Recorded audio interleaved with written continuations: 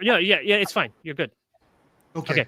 Greetings in the love and light of the infinite creator. I'm Andrii, joined here with Steve St. Angelo of SRS, Rocco, and Dan, the Energy Man, and Ivor, and Roger Bentley. And we'll be hearing a presentation from Steve and discussing it as well. Later, Dan will have a presentation. Okay, take it away, Steve. Do you want to introduce yourself briefly first, and then start on your presentation? Go ahead.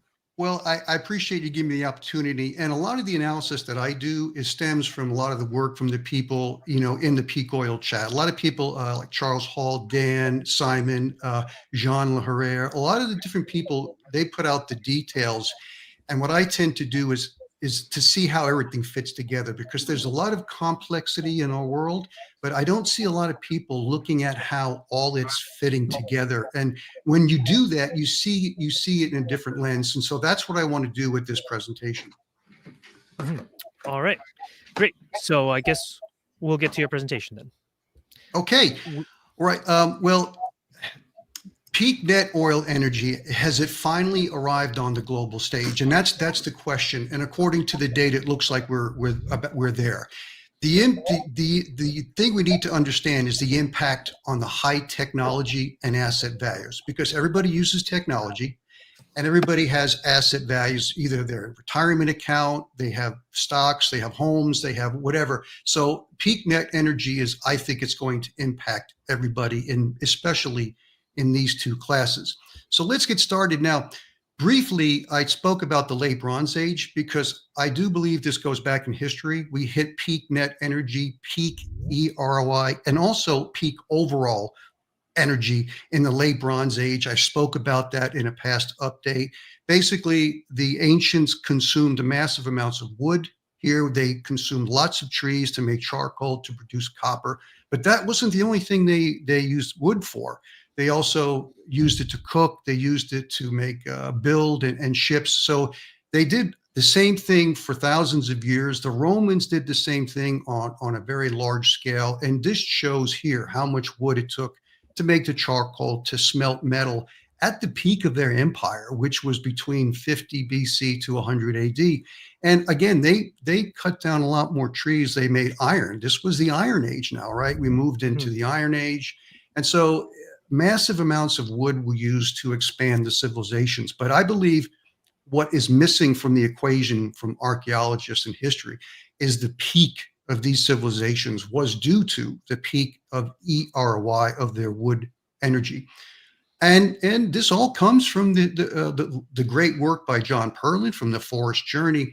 And we could see it impact asset values, which the Roman Empire was basically run on silver. And we could see that the peak of Roman silver production was about the peak of their wood clearance. Now, this only shows wood clearance in Central Europe, Germany, North, and France, but a lot of their production for silver was done in Spain. And if you look at Spain today, a lot of the parts of Spain are denuded. A lot of desertification is taking place. So interestingly, as the wood production declined, so did the amount of silver in the Roman imperial coins. And we're kind of facing the same thing. And lastly, before I move now to the current state, is it's just amazing to me how much the ancients, and we continue to do it today, have totally deforested soil erosion and collapse of a lot, because this is where ancient civilization started, mostly in Africa, North Africa, and in the Mediterranean. So this people go and do a lot of visiting of these ancient sites, and what you see is denuded areas. But I could tell you 3,000-4,000 years ago, these areas were very green with oak trees. There's no longer oak trees in many of the Mediterranean areas. So this is where we're at. This article came out. Now, maybe many people here have seen this, but I'm going to put it how it comes into high tech and also asset values. Plummeting energy return on investment of oil and the impact on the global landscape. This came out in 23. The global energy landscape is facing a crucial turning point. Various studies show that liquids production is expected to peak about 2035. Of course, that's up for debate, at a magnitude of about 500 petajoules a day. However, but when energy required for extraction and production of these liquids is taken into account, the net energy is supposed to occur to about 2025.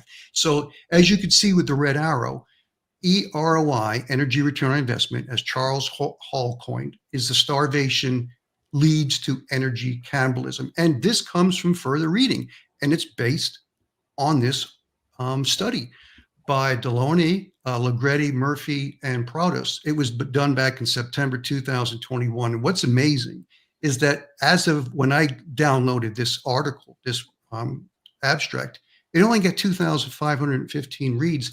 This should have thousands, hundreds of thousands, million reads. People really need to understand what's happening with the EROI. Now, basically, they put this chart out.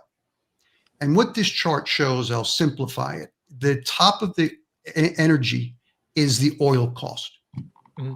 And the colored areas are the different kinds of oil and liquids. Conventional field oil is the dark gray. Mm-hmm. And then offshore is the light gray. And then all the other tight oil, all the others. But what they show is that when you look at the green area, we start to see after 2025, we're in a peak. And this is the net energy, even though overall production of liquids, which a lot of it's going to be natural gas liquids, will continue to increase. So I think this is the problem we're facing now, is we're hitting net energy. Now, this report was very robust.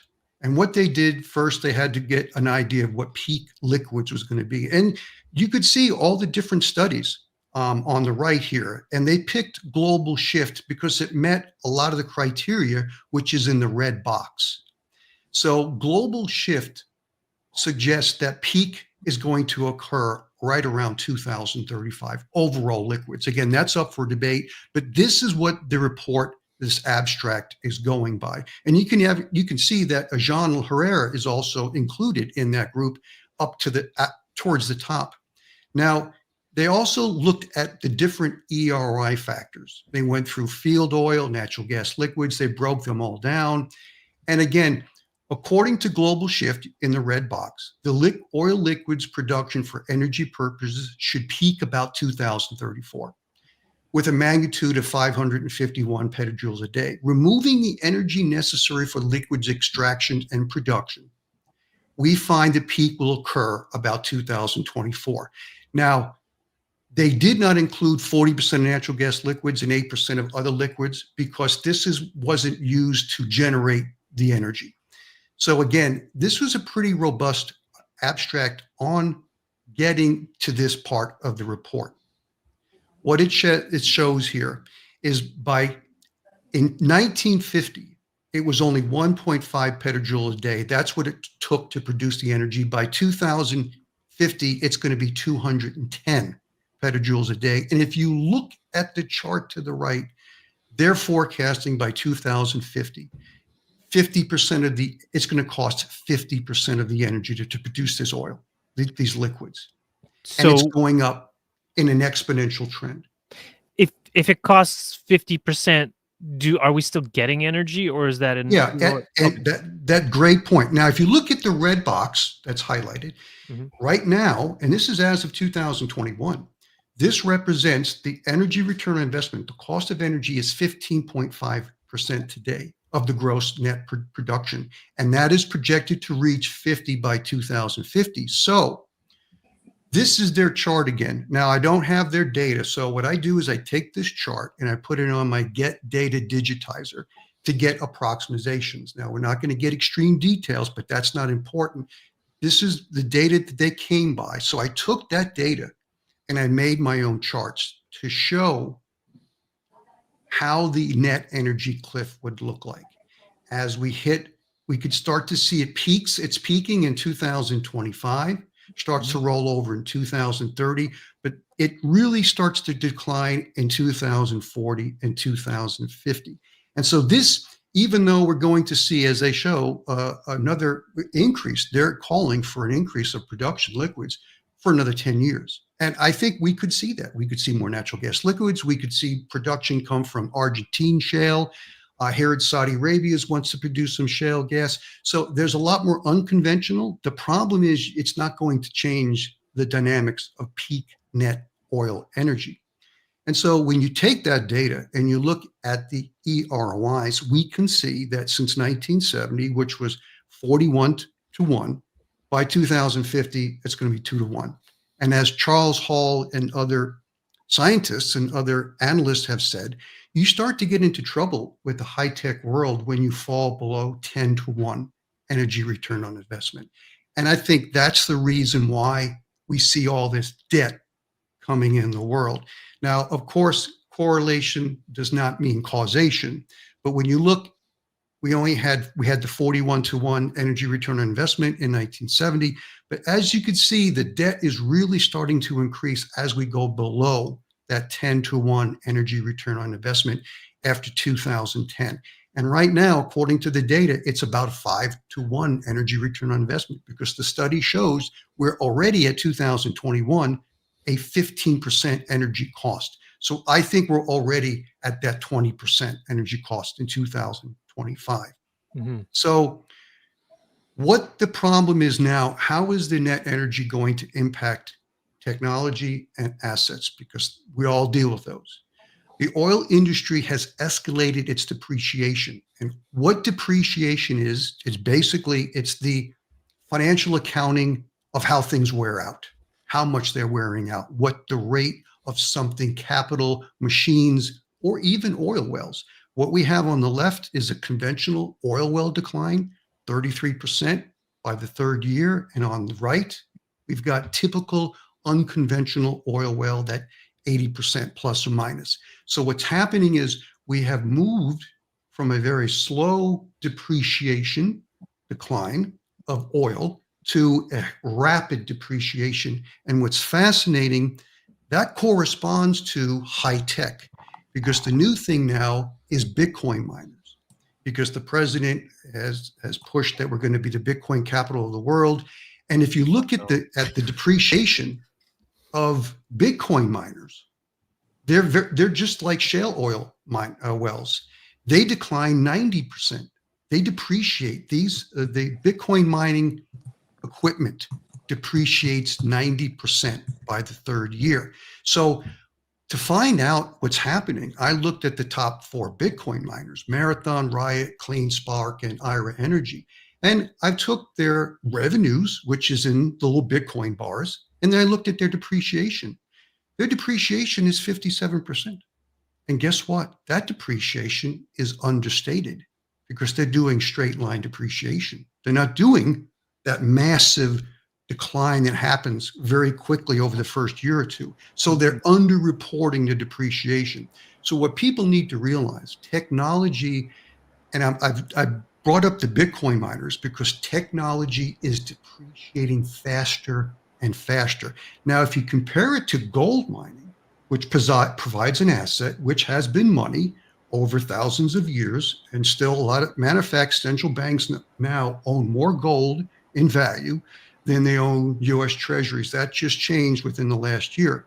So if you look at the depreciation of the gold miners, which mining has a very high depreciation, they burn through capital, and the ore grades really start to deplete over time. It's 14%. That's the 12 trailing months. Basically, they're below 20%. Wow. The Bitcoin miners are triple that. Mm-hmm. So the old-fashioned mining, even though it's very capital intensive, there's a lot of depreciation.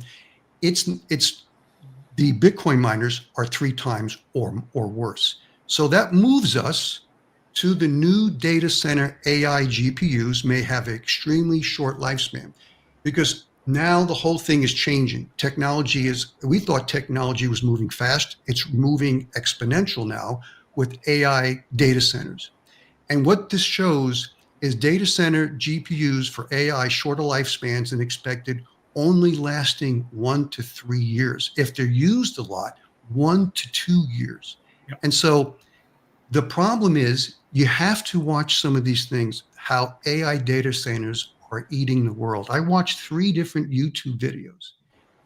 You have to see what's going on. It's very problematic. because a lot of these companies are using small LLCs that aren't transparent. They're setting up these data centers around residential areas. When people start to find out the causes, the noise, the problems they're having, they try to contact the utility company. There's NDA signed. No one can share this information. And so a lot of this stuff is happening, and residential people are paying a lot of the cost to add these data centers, even the infrastructure and power. So when we move to here, when you have depreciation, when you have the depreciation, it impacts financials. There's a stunning financial problem with AI data centers. Add it all up, and it's time, and time is not on data centers' side. The financial gurus estimate that AI data centers to be built in 2025 will suffer 40 billion annual depreciation while generating only between 15 and 20 billion in revenue. If we look at the bottom, given the current state at which tech companies are spending money without much return, a long-term bet with AI with all but make human labor obsolete, Kupperman estimates that revenues would have to increase tenfold just to break even. So there's a massive move to go into AI. Whoever gets to AI first, and so they're doing this. Actual AI data centers have now surpassed in monetary value building of commercial and industrial real estate. We're doing more AI data centers. So I bring this to the new technology of space. And many of you seen Elon Musk's Starship, his launches. They have had some disasters, but it's bigger than the Saturn V. And I know about the Saturn V. My father was the head inspector for the space shuttle. I spent a summer with Don Arabian. He was the head engineer of the mission evaluation room, which was in Houston, Texas during the Apollo program. Learned a lot from him. And the idea is we're going to leave this, we're going to screw this Earth up and then move to Mars. And now what's fascinating, you know what's going to power this? It's LNG and oxygen, the very fossil fuels. And so I talk about this because if we look at the modes of shipping cost per kilogram, rail is actually the cheapest. It's 60 cents to $2 a kilogram. Ships, it's $2 to $3. Trucks, it's 2 to 4. Air, it's 4 to 8. Currently, if SpaceX is going to start putting, they are putting stuff up. They're putting up satellites. It's $1,500 per kilogram. Do they want to bring that down as they bring on more starships? But this is the problem with moving into high-tech space, because unfortunately, 70% of our shipping in the world is done by ship transport, 18% by trucks, 9% rail, 2% inland water. Only a quarter of our shipping is done by air transport. And now we're going to move to space. I bring that up because people watch TV. We watch a lot of science fiction. If you're older like me, you watch Star Trek. The science fiction spaceships is pure fiction. I do watch a lot of science fiction. Massive spaceships, cost and depreciation. The Imperial Star Cruiser, according to the estimates, it would cost 44 trillion, but the depreciation and the annual cost to run it is 3 trillion. And then the Executor was the estimated cost was 308 trillion, because if you watch The Expanse, which is a new science fiction, same thing. We have all these spaceships, space centers. We're going to mine asteroids, but we can't even, let me show you. If we're looking at what the U.S. is doing now, this is the U.S. Navy cost and depreciation aircraft carrier, the new General R. Ford class, $13 billion for a brand new one.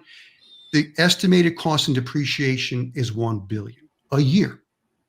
$1 billion a year just to run that. Now, the Arleigh Burke class destroyers, they cost $2.5 billion. Their depreciation and annual cost is $140 million. But guess what? When we add high tech, the new Navy high tech destroyer is the Zumwalt. They only produce 3 of them due to high costs. So the estimated cost is 8 billion. It should have been cheaper if they produced more of them, but the annual cost and depreciation is 500 million. So 2.5 billion a piece.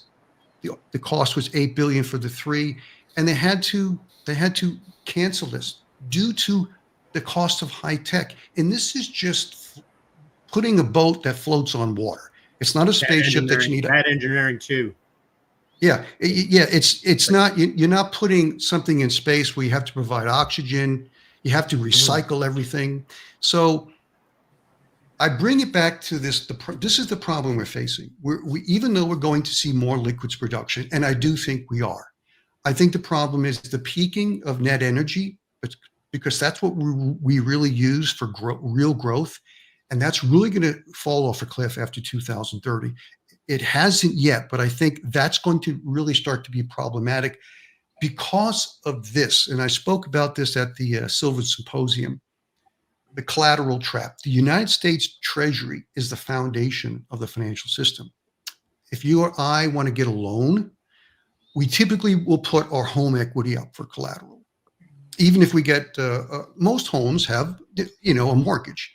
The house is the collateral. A car could be collateral for a loan, even equipment for commercial business. They use their equipment as a collateral.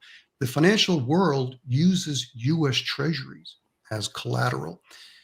The problem is, we could see at this chart, the BIS paper, the treasuries need to be the foundation. But the funny thing, at the end of this report, they put a little tiny footnote. To be clear, in our model, we abstracted from sovereign debt risk and considered U.S. treasuries as safe assets. They didn't prove U.S. treasuries were safe assets.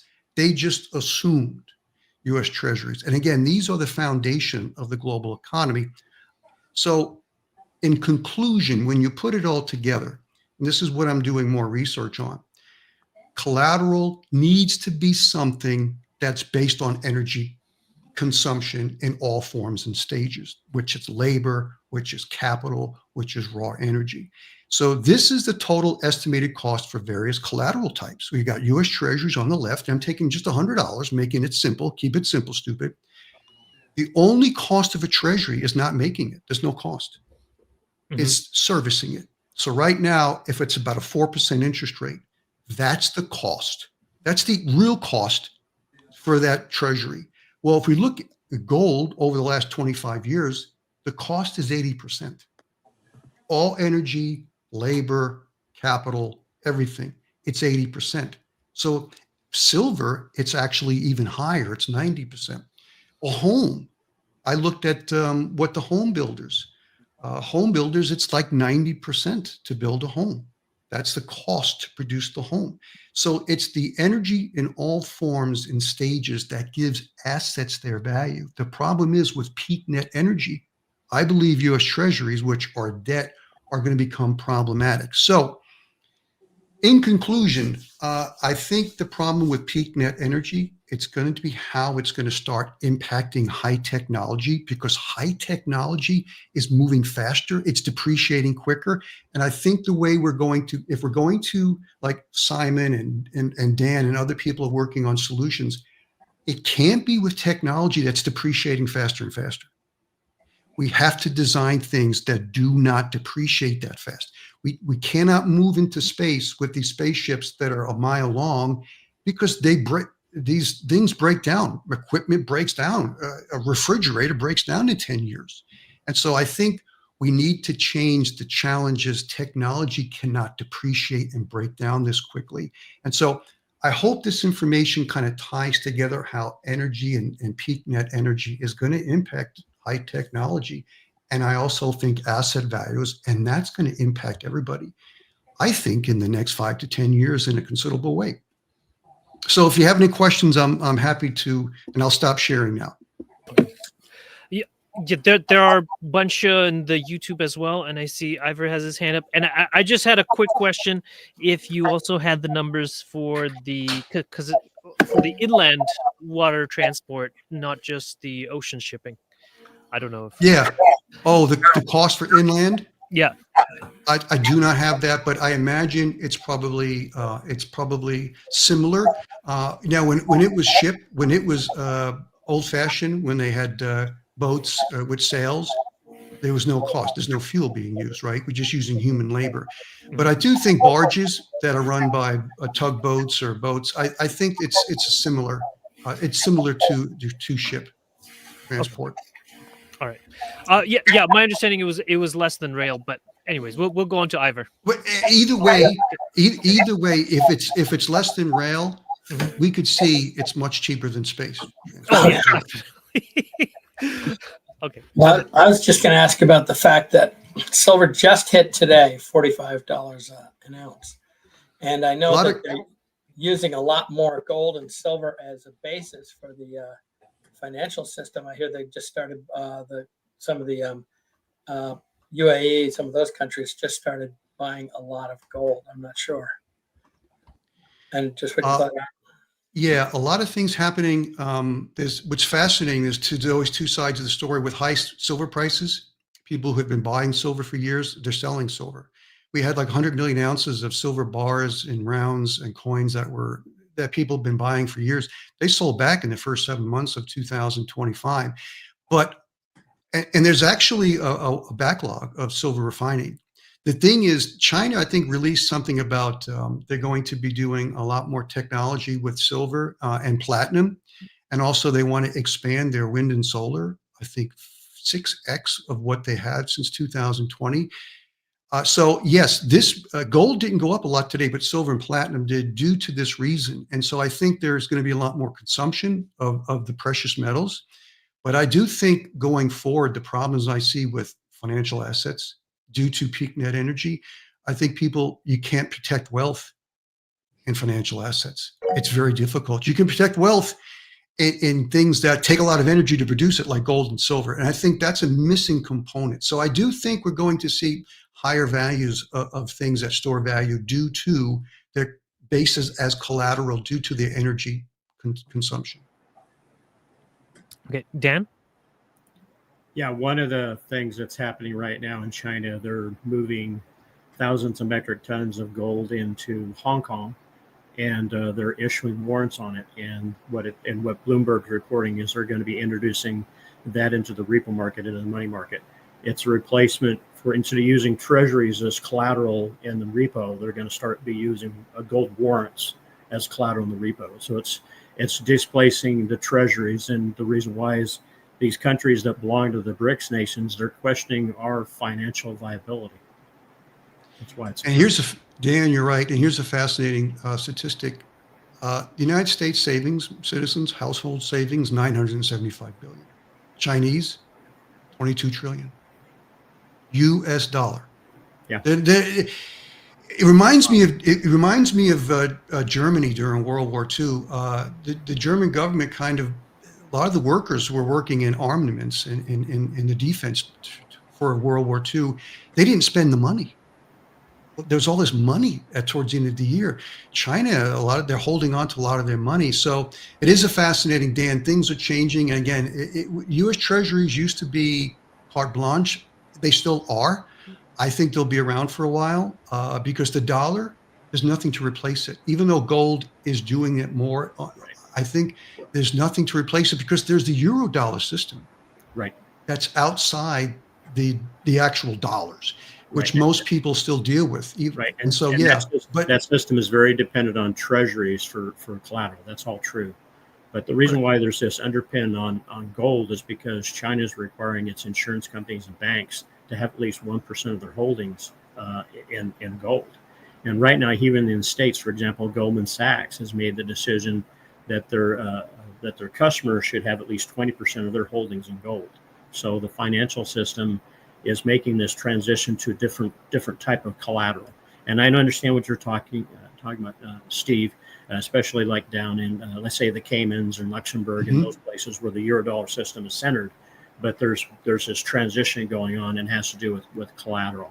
So I guess there's a bigger question: do we use debt to leverage debt, or do we actually have something physical like gold, which the BIS basically turned into something you actually borrow back with the Basel III guideline 2019, and that's a big debate that's going on right now. So Yeah, and I agree with you. And I think the issue with financial assets of all kinds, stocks, bonds, other financial assets, and even all the money that's out there, all the money market accounts, the M2, all that money that's out there. I think the problem is when you get to peak net energy and it starts to decline, that's when there's going to be friction. That's when there's how going to do be you issues. sustain that system? Yeah, the complexity That's the problem. And also it's the depreciation and the interest expense to be able to maintain that. I think that's going to be the problem we're going to be facing. And I think technology is going to face some serious problems. Even though we're still advancing a lot of technology, building a lot of data centers, I think that's going to hit a brick wall. I approached it from a different angle. It had to do with the power grid and my work on the power grids here in the United States, and it had to do with the brass paradox and complexity causes it become more unstable. So the choice.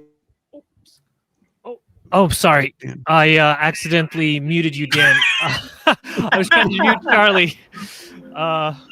Okay. Okay, I'll stop speaking after. But I'm just saying, as I chose solutions that were simpler, and reverted back to like a previous age, and that's why I chose. Dan, that's the wisest thing to do because. But it was because of the complexity of the power grid. I recognize that the more complex the power grid becomes, the more unstable it becomes. So therefore, you have to have. Right. Have to have simpler solutions. So and I think that's the challenge for the human species is how to, if we're ever going to get to, if we believe there are intelligent life and different solar systems around the world, if that's the case, they had to figure out how to get, how to be able to leave their planet without destroying it. That's not a reason to leave a planet, is because you're destroying it. And when I sat down with Don Arabian, I met him for the first time. We had an 8-hour discussion. Again, this was one of the 4 men credited putting man on the moon, lived in Cape Canaveral, was retired. And he told me, he says, we can't destroy this earth. That's not the reason to be able to leave. You've got to be able to solve that problem. Mm-hmm. You've got to solve the problem, how to live with the natural systems, allow those natural systems to work before you're able to leave this earth on a sustained basis. And I think he's correct. Mm-hmm. Yeah, I've heard many sources say the same thing. I think that's absurd. Well, I don't think we'll ever leave this planet. We're too dependent upon. We evolved here. We didn't evolve on Mars. We need oxygen, lots of it. We need water, lots of it, and so forth. So it just seems to me, listening to what's his name with the cars. What's his name? Elon Musk. Elon Musk. I mean, what an idiot. Seems to me. Try to be nice to people here. Not to him. Well, to all people. You're a Canadian. He hasn't destroyed your country. Okay, fair enough. But just for the sake of the podcast, we try to be nice to everybody. Well, no, Charles brings up a good point. I see the issue with technology and science. A lot of it is being advanced and expanded, and it's not being done wisely. And so even though there's a lot of complex technology and these AI data centers, you have to watch what they're doing. They're pushing the cost on the residential power person. That's the infrastructure. Now, some states, I think Oregon was the last one. If you're going to build an AI data center, well, now you're not a commercial, or you're not industrial, you're not residential. You are a data center. You're your own different industry. So if you're going to need a $50 million in electric infrastructure to build a data center, you're going to pay for it. Right now, the way they're doing it, they're pushing that cost on the utility, which is pushing that cost on the residential power payer. Wow. And so this is the way they're trying to expand it. And so I think, again, the challenge is to move forward with simpler technology that lasts a long time, not complex technology that breaks down very quickly, because we're heading into peak net energy. So we've got to rethink our thinking. Yeah, and I just to clarify, what I was agreeing with is that we have to learn how to live in cooperation with the earth, Yeah. before we do anything else. Why, And why do you want humans to survive? I mean, really, I think it's pretty interesting that we understand so much about, I think, how the world works, but I don't think that we've done anything to deserve necessarily a continuation. I mean, I chose not to breed for environmental reasons, so maybe that's why I'm different. I don't have to worry about my offspring. But I'm an ecologist. I kind of like the rest of the world. So, do we need humans? Certainly, we don't need 7 billion of them. Well, the Neanderthals, I watched this great documentary on Netflix on the Neanderthals. They lasted 350,000 years plus or minus, went through, I don't know, 4 or 5 major climate events. And they're no longer with us, but the climate altered their life, their life, I guess what they had to do, how they had to live on the earth. Well, we're changing our environment. But again, the Neanderthals, there's a big joke, Neanderthal on what is it, on Geico commercials, like a caveman. But they lived for 350,000 years, and we have been around for a much shorter basis, especially in the last 2,000 years, how much we've changed the face of the earth. okay, I see La Herrera has. John wants to speak. Yeah. Yes, don't forget that every country except the country in Africa south of Sahel has a fertility rate of very low, and like in South Korea, which is 0.7 children per woman, it means they are going toward extinction. So very quickly, most of the civilized country will disappear. Yeah, well, and a lot of that is to do with overcrowding, based on my research. And I would like to add that we do have some evidence of at least indigenous people having a net benefit in, like, say, the Amazon. Like 30% of the Amazon was edible species, and many of them were planted by Sweden horticulturalists, which the Western agriculture media often likes to claim they're slash and burn agriculture. But what they're actually doing is they clear an area, they fertilize it, yes, with some ash, and then they plant a bunch of edible species, and they're actually increasing the biodiversity and the amount of edible and useful species in the ecosystem. Dan? Yeah, there's another piece of this too. We're doing some studies down in South America that apparently most of the species, 80% of the species of trees, were basically tree species that human beings have cultivated. So we're finding out that probably there's a good, the evidence is saying that mankind basically created the Amazon. And by using LADAR and some other things, we're finding there's this vast civilization that we didn't know existed underneath the canopy of the Amazon. So whenever, one time it was a thought that the Amazon was basically this native jungle that sort of grew. Now we're finding out that no, most of those species were actually cultivated by human beings. So I think that's just interesting how invasive our species is. We completely change our environment to suit us, and the Amazon's a good example of that. Yeah. And a good counterexample is also the conservation philosophy of the West, because, well, much of North America was populated by British people who had very little understanding of forestry or permaculture, and they only understood about lumber species. And so they believed in this conservation, that don't touch the forest, because in Britain, the forest was the king's land and you weren't allowed to touch it. And so they created that same philosophy. And now instead, we have all these massive forest fires, just complete monocultures where we only have 2 or 3 tree species and almost no wildlife. Which is a very big contrast to what it was like when the Europeans arrived, there were like oak savanna everywhere, lots of different animals and tree species, and it was due to the help of kind of conscious cultivation of that. Andrii, let me jump in before, because I want to see this point. In researching the wood consumption in the United States, the wood barons in Michigan in the 1800s into the late 1800s, the wealth from the wood barons started the automobile industry. So first you had to clear the wood, and the massive wealth that came from clearing that wood was able to start the capital for the automobile industry. So I found that fascinating. Yeah, yeah. I live in Maine here, and I used to live with the Mayans down in Guatemala, and I thought it was very interesting. There was an old guy that I was talking to, and he was an old Mayan guy, and he said, "It's too bad that they're cutting down all these trees because the trees call the water."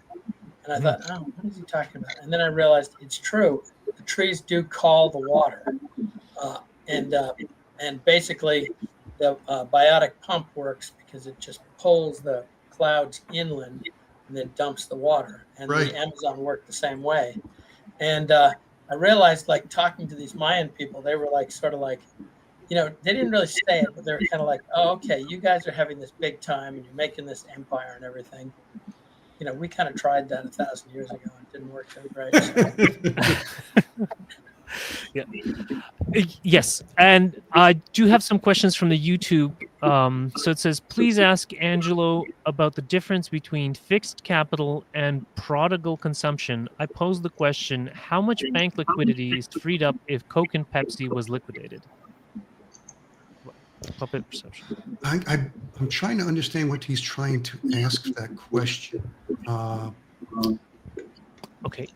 Could you read that again? I'm trying to. Okay. So he's asking how much bank liquidity is freed up if Coke and Pepsi was liquidated?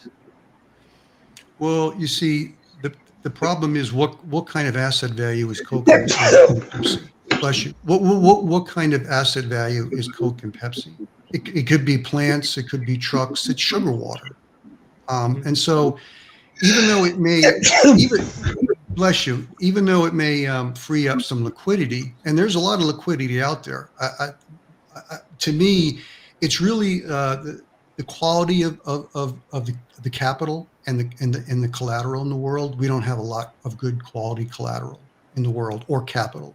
A lot of the capital today is moving into technology that's depreciating quickly. So I don't see a lot of good liquidity coming from Coke and Pepsi. I think it's a kind of an industry it's not productive, even though unfortunately a lot of people are drinking a lot of sugar, and that's providing the energy to run a lot of the trucks, and a lot of the people are being powered by this sugar rush.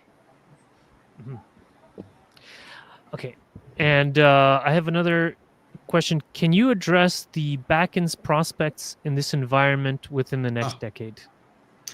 Well, the Basin is probably going to be in a plateau for a while, and I think that we saw a little bit of an increase this last month, but not much. But I believe the production is going to start to decline slowly in the next several years. And the bigger problem is the Permian. There's a lot of wastewater, and we had a debate with Art Berman, and even now Berman is starting to publicly talk about how toxic that water is.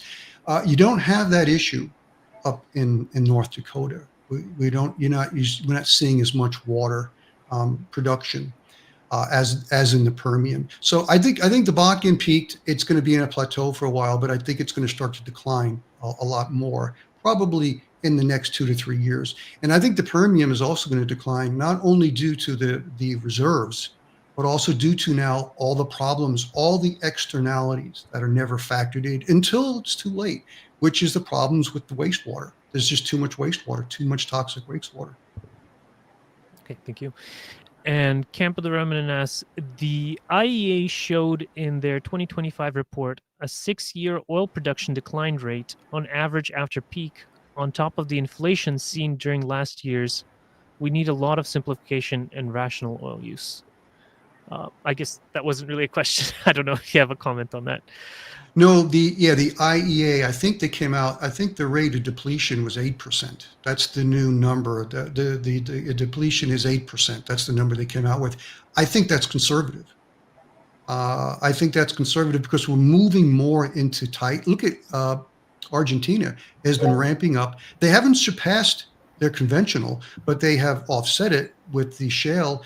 But if you look at their state company, you look at their financials, they're horrible.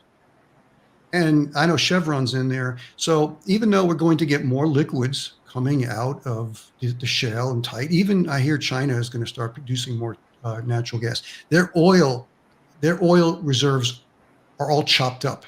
It's not, maybe Charles knows about this or others, but yeah, this is the issue. I think we're going to run into problems due to the peak net energy.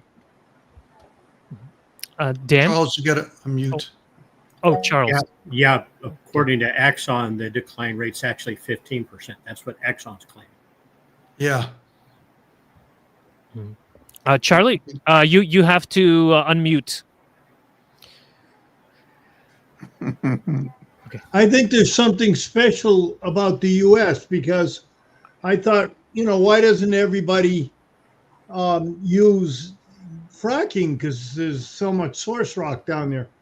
But I think the U.S. is special in that we had the early Appalachians, et cetera, and the Rockies, and we had a vast inland sea.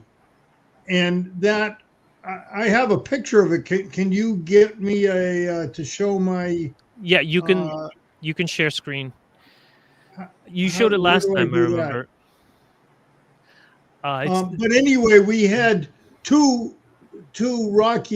high areas to provide sediment, and then a vast inland sea, which is more or less where all of the frac stuff is. So we generated big chunks of source rock. How do I do this share screen here? The third button. Third button from the left. Yeah, from the left. mouse, you'll see a little bar. Move your mouse. Yeah. Select a tab to share. Yes. Or select a window. On the very bottom, there's like a little TV screen with an arrow in it. Yeah. I think he found it, but he was just. Can you see this? Cursor to not yet. We're not seeing anything yet. Move your cursor to the bottom of the screen, and the things will pop up. The bottom of the screen. Yeah, and then the things will pop up, all the different stuff. And the third one in is a little TV with an arrow in it. Okay. Well, Charlie figures that out. I have a few more. Well, there's a bunch more questions here, but. And so Nadia Chambers asks, I don't know if need peak net energy for the USA dollar collapsing. The entire BRICS bloc is dumping dollars at a breakneck pace. I don't know if anyone knows anything on that. Well, you see, the issue is even though, again, the reason why the United States we haven't really increased our energy consumption, right? Charles has got, he's got. Okay. Well, that's another issue, but. Let me finish this question, Charles. I'm so sorry. I just want to finish this question. I think the issue is the problem with the U.S. dollar is it's everyone else's problem. At the same time, the other countries, like the producers, the BRICS, are trying to offset this because we haven't really increased our energy consumption much. It's been about 20 million barrels of energy consumption a day for 2 decades, right? But we've exported debt, which is treasuries, and we've imported goods. So we've been able to do that because China is increasing its GDP due to its increase of its energy consumption. Well, we're not doing that. The problem is going to be the treasuries and US dollars getting into trouble due to peak net energy. But unfortunately, there's still too many. The dollar. Look at Argentina. It's a disaster. And so I think the dollar is still going to be around. But I do think we're going to start to transition more towards the collateral that, like gold and other things, because the treasuries are going to get into trouble, I would say, in the next 5-10 years. Mm-hmm. Okay. Charlie, you wanted to show us a picture? Yeah, this is Yes. a picture.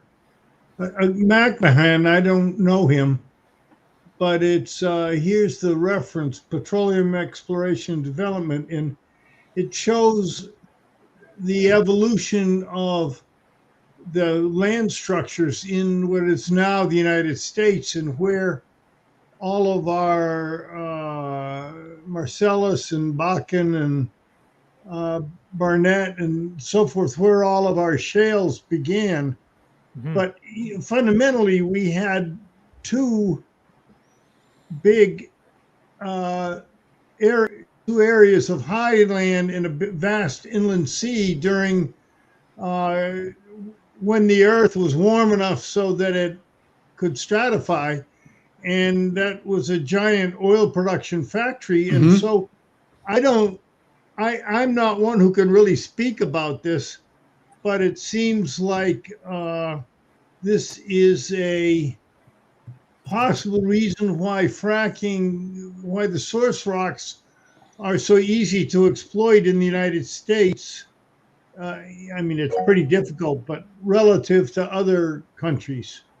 And that might be a reason that it's not going to happen in other parts of the world. I mean, I guess they have a very little bit of it in one of the Balkan countries, and then Argentina is very expensive. So I sure wish I could. Okay, stop sharing. I sure wish I could get a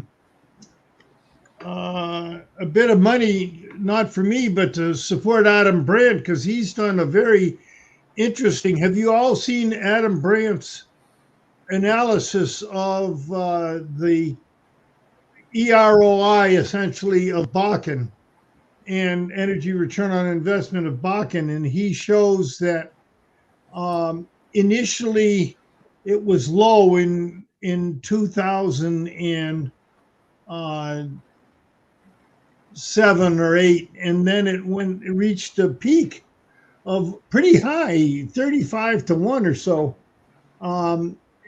in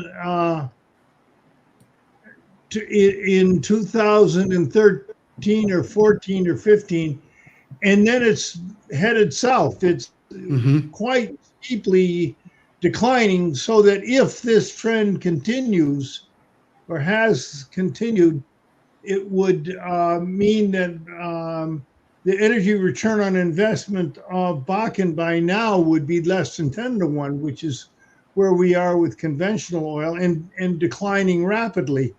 And if this is the case, then this will, and if it applies to the Permian, it means the sweet spots are really important, much more important than even I had thought, and that the decline is very rapid. I will send the paper to Andrii, and then you can send it to the other people if Great, you thanks. all want to look at it. Dan? So I think, we need, where can we find 100,000 to encourage one of a graduate student at Stanford, to one of Adam's graduate students, to do a study like that on the Permian, because I think that's going to define much of the future of oil production in the United States, and that seems to be very important in maintaining the low price of oil at the moment. So who's got a spare $100,000? So the data you're talking about, Charlie, has already been collected. I have to pay for it. It's from Shale Finder. I think I sent you the graphic. We've got, and understand I'm somebody who pays the invoice on horizontal drilling or fracking over here in Ohio, right? So we already know we've got the fracking down to the point to where from the time they drill the well to where they frack it, complete the well to it's completely dry is only 18 months. So that's how quickly. So probably within here in the next 3 years, all the prime real estate will be drilled out. Now, as far as the data on all the shale fields in the United States, they're all in terminal decline, except for 2 counties down in the Permian that are right now topping out. And sometime within the next 6 months, they'll be going into terminal decline, according to what the models are telling us. As far as where in the world can you do this sort of shale fracking type thing? I mean, here in the United States, what Charlie talked about, we had 2 mountain ranges, and in between it was a shallow ocean, and you had some really stable geology.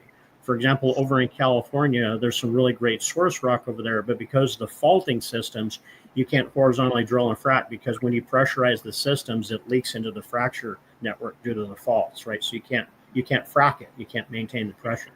Down in Argentina, there's a good place where they're already taking advantage of horizontal drilling and fracking and bringing oil to the market. There's a place in Australia that was initially drilled a number of years ago, but the quality of the rock wasn't all that great.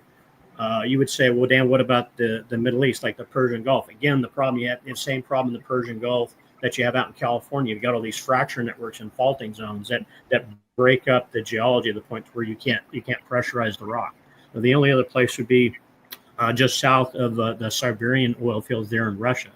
So there's not many places where you can do like we did in America with horizontal drilling and fracking. So that's an answer to your question. Dan, I've got a really good, was formerly my student, and he's just finishing his PhD at the University of Vermont, and he's probably looking for a postdoc. And his name's Rigo Melgar. And why don't you hire him to take all that stuff and turn it into a publication? Well, the data that I'm using, I did a screen capture. I know I've sent it to you, Charlie. I'll send it to you again. But that's something I pay for. It's not something I don't know about republishing. I don't care about stuff like that, Dan. The point is, you got the data, and maybe you're rich. I don't know, but you never publish, right? Except in the formal journals, and we need a good, solid publication in the formal journals, in Nature, ideally, about the trends of EROI in fracking, because that's what's keeping the global oil, and certainly the United States, that's what saved the U.S. You're right. The marginal barrel was based on 2 counties. If it wasn't for fracking, if it wasn't for George Mitchell, we'd be up shit creek. One county in New Mexico, the other one's in Texas. Yeah, absolutely true. But we gotta, the end of that is coming, and then possibly the end of Western civilization. I don't know.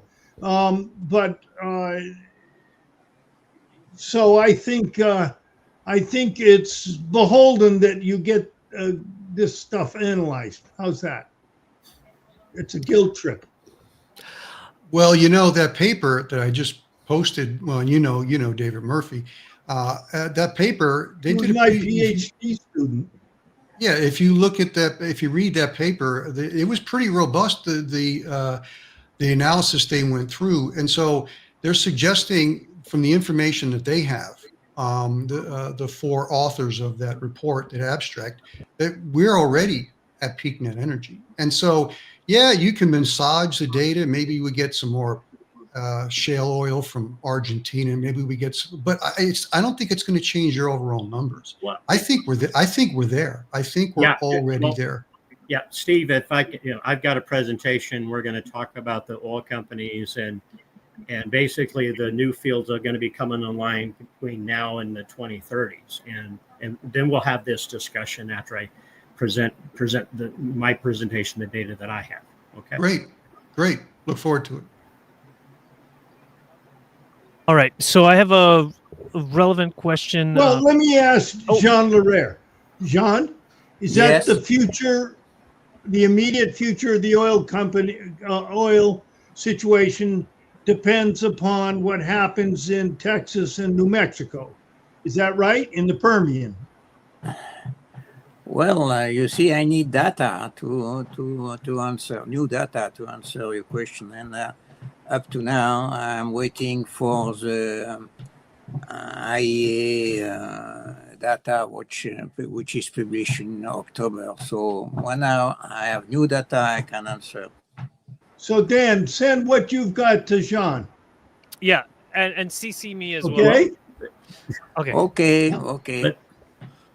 Let me give the presentation. And Okay. Well, I just got one more question here.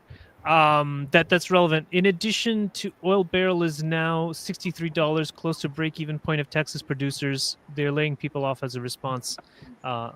It was just the last question for Steve St. Angelo. And Yeah, they.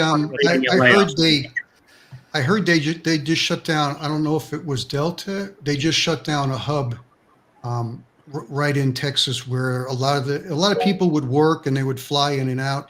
They just shut that down. And so I do think now going forward, as Dan said, we're going to start to see a terminal decline, and we're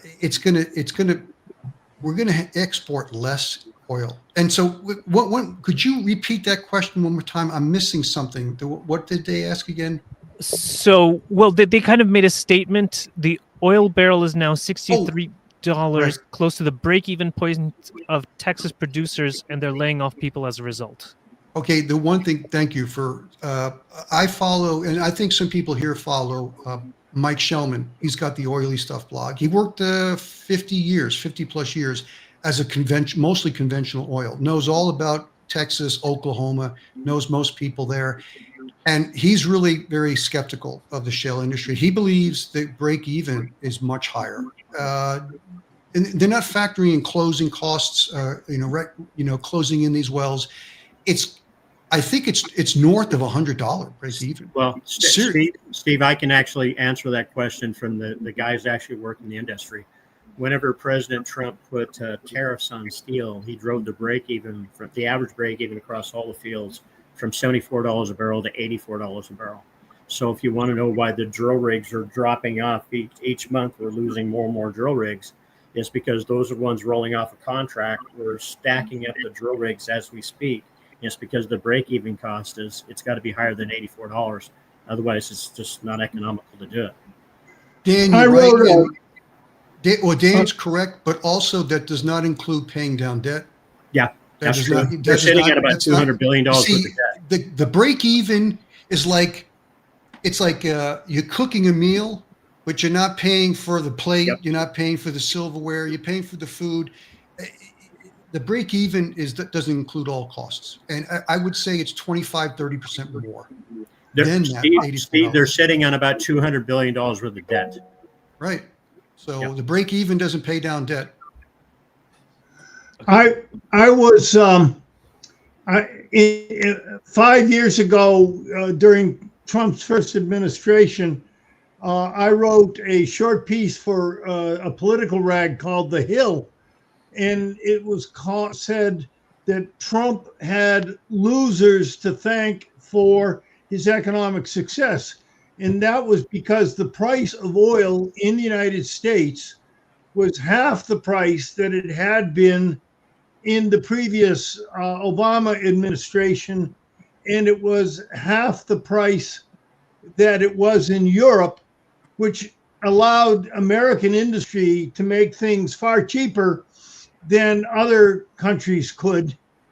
But this was being fueled by people who were losing money in the fracking industry. It's just a 2-page piece, and I will send it to Andrii, and he can send it to everybody. I'll send that and my shale formation picture to Andrii. Okay, thank you. And okay, so Ivor, and then we're getting to Dan's presentation. I've just got one little question, and that is, are we bailing out Argentina in order to get their Vaca Muerta oil?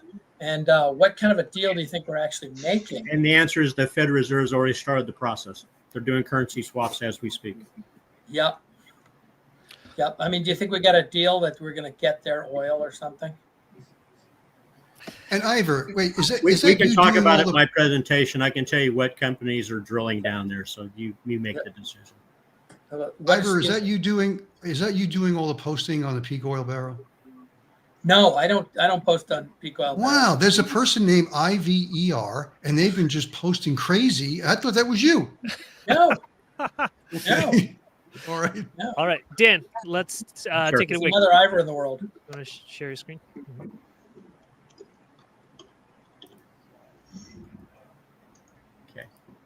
Can you see it? Nope. Oh, wait. Hold on. It's loading. I see a black screen. There. Okay. I see Electrum Power Tech. Okay. There you go. All right. You ready? Okay. Sure. Okay. So that's just the spiel for the company. And this here is just a notice. This is simply for educational purposes only. So, so here recently we had something that came out of the International Energy Agency. They're basically admitting the truth. They finally went back through Stats data, ExxonMobil, a bunch of us have been collecting this data.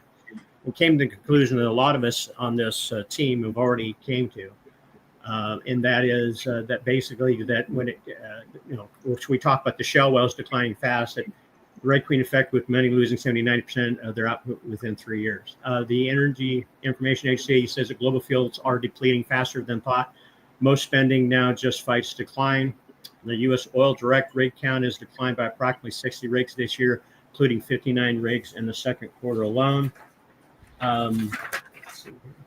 According to the International Energy Agency, is projecting the world's oil deposits will decline until oil fields in the Middle East and Russia will be the only ones to survive. Yep. Well, okay. Can I wait till after the presentation, Charlie? Okay, just wait here a second. Come on.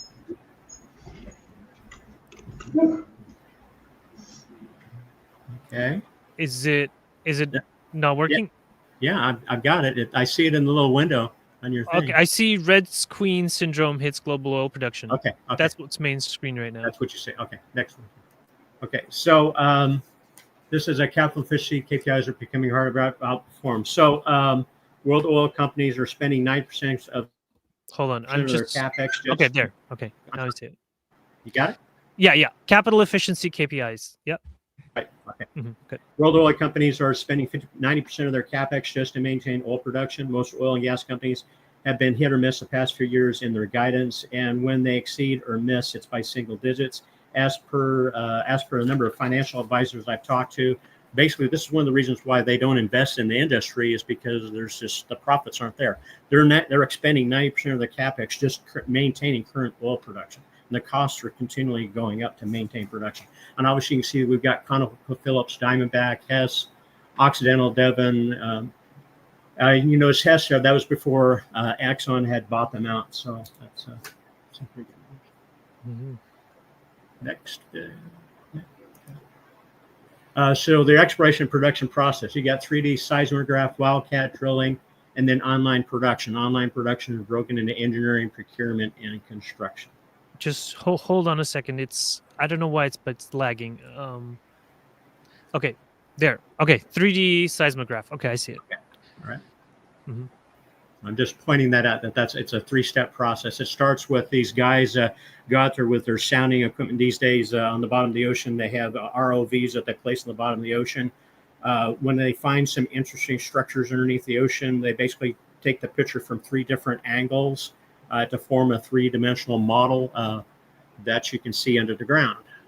Before they send a wildcat crew to actually drill into that object of interest deep below the ground, and then based on what the wildcat crew comes up with, then they determine is this worth bringing into production.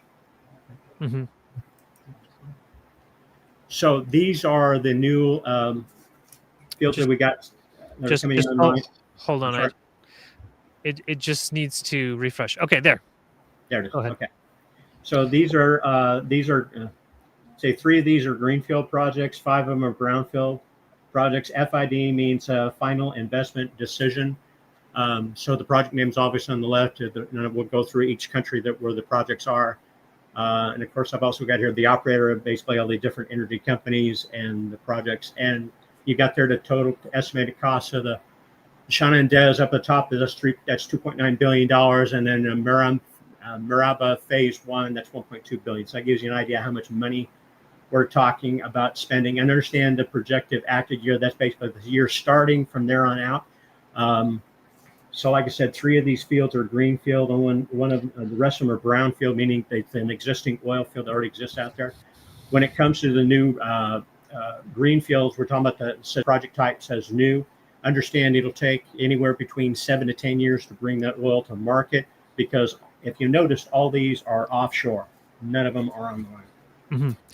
And so I have a question here. How much more production or oil is being added here?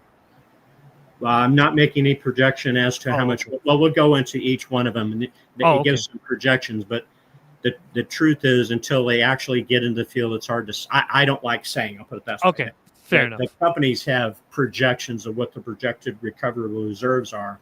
But in my experience, when these guys come in and tell you, here's what the projected recoverable reserves, divided by 2, because it's probably only half. And the reason why is because lots of problems occur after you've recovered half the hydrocarbons.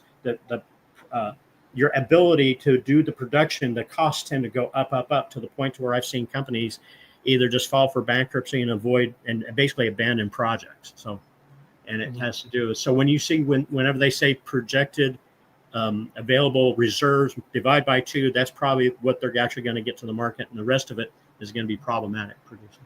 Mm-hmm. Okay. So the Shana Diaz, and that is that's an Azerbaijan there in the Caspian Sea. Mainly, this is a natural gas deposit, and they're projecting. Let me see here. Where is that?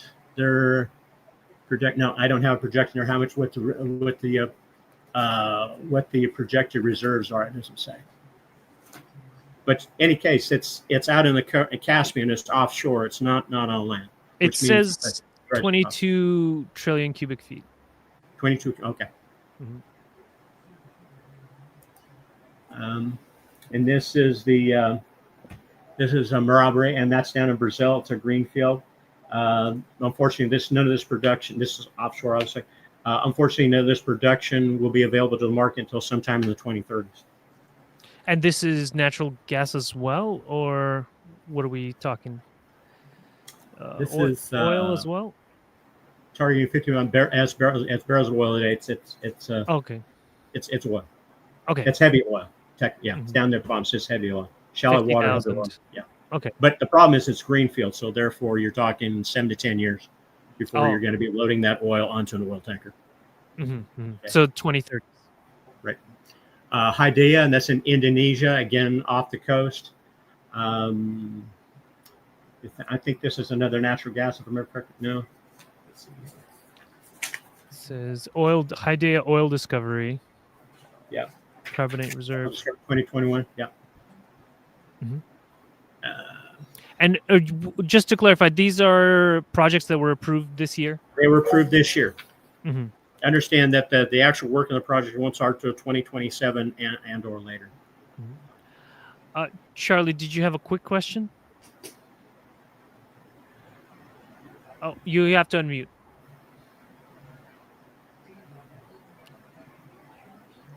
Dan, anytime you want to do a real quick and dirty energy return on investment, you can assume there's 10 megajoules used per dollar of investment in oil company. And so, I love it. I love the guys that do all the theoretical work. I'm such an empirical person. I actually deal with actual numbers. Yeah, but you've got the data. Yeah. So just multiply the energy cost. You get 6.1 10 to the 9th joules per barrel. We'll have this discussion. And you can do a quick and dirty in 2 seconds, in 2 minutes. So on this is each of these things. So this is Balder 6. It's in Norway. Can you see it? Yep, Balder 6, Norway. Yep. Balder 6. Yeah, and this is again, and this is we're talking out of the North Sea off the coast of Norway. So 33 million. I understand it was discovered in '67. They're now they first started bringing in production in 1999, but it's a brownfield. They're basically taking advantage of more barrels. Mm-hmm. Okay. You see that? Hold on.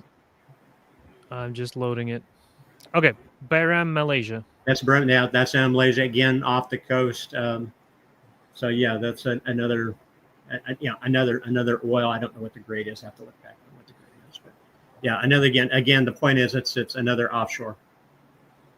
Mm-hmm. The next one here. You see that? Hold on. That's Loading. North Term. That's down in Australia. Mm-hmm. Yeah, I see it. Yeah, and that one's gas. That they're noting that they're in Australia.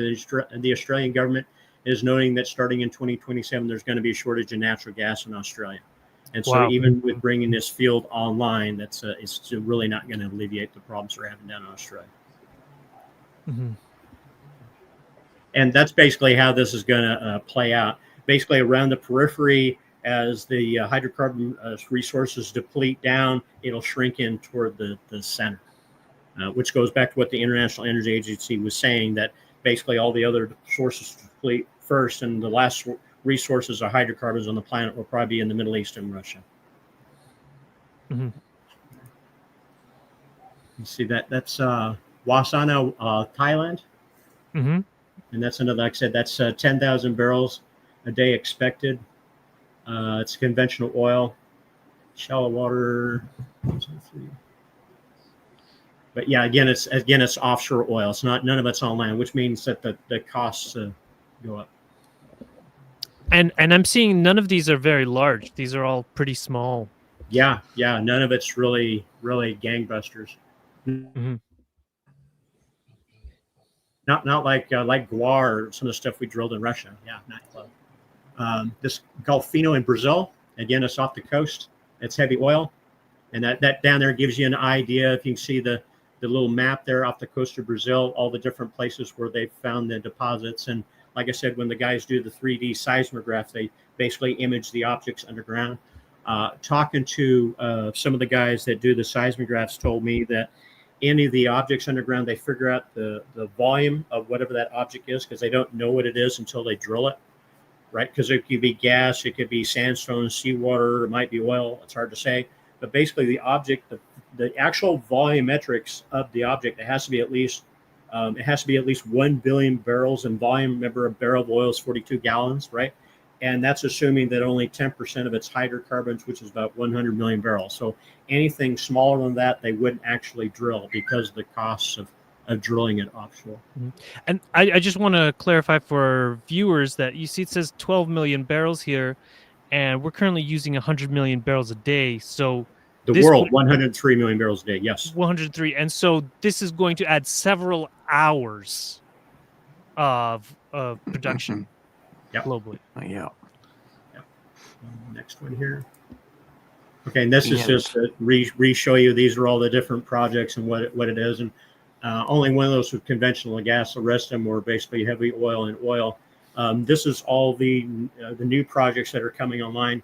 When I talk to the guys doing the 3D seismographs, they've done a lot of imaging. What they're looking for is basically a river delta. That's where you find your oil deposits. Either on land there was a river delta, like there was a shallow sea here in the United States, or like the Persian Gulf, there's a shallow sea there.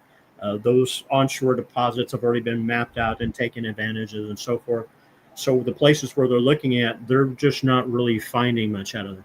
What a lot of, like said, they've only got 3 of those projects are greenfield. The rest of them are brownfield, meaning they're looking at an existing field.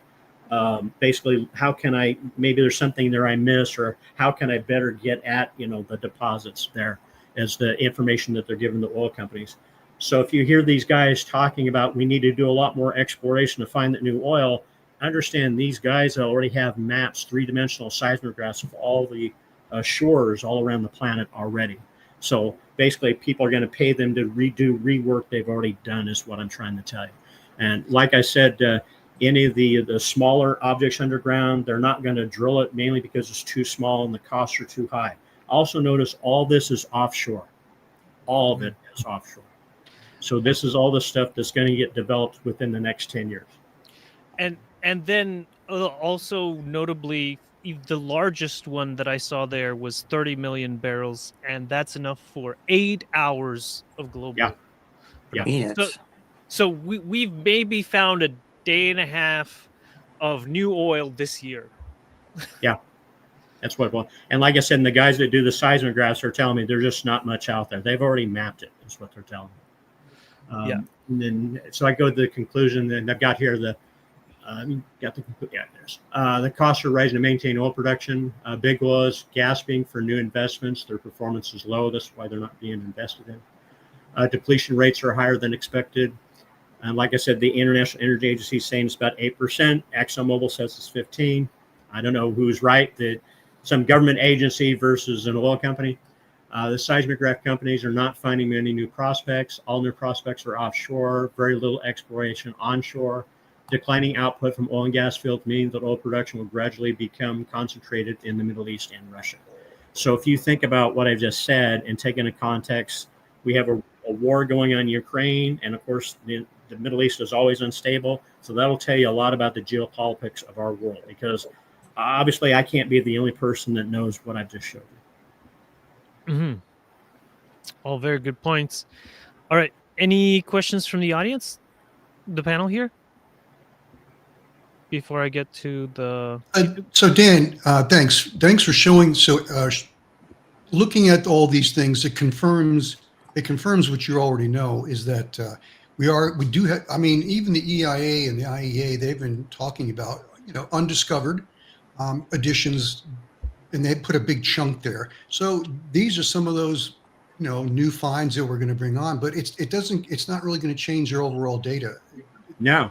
Again, so it's like, they keep saying, here's the undiscovered oil. I'm trying to tell you, the seismograph companies aren't finding. It's not much. What we found is what I've showed you. Yeah. Thank you. Mm-hmm. Charlie? I just did a quick and dirty EROI for the numbers you gave me on Norway, and it's very favorable. If it only costs $250 million. So it's the gain was 33 million barrels at 6.1 E9 joules per barrel. And the cost was, if it's only $250 million, it was at the capital cost only. So the EROI is something like 80-1. It's very favorable. But if there's operational costs, then it would be much less. And, yeah, remember, this is all offshore oil. Yeah, so and the costs are always going to be high.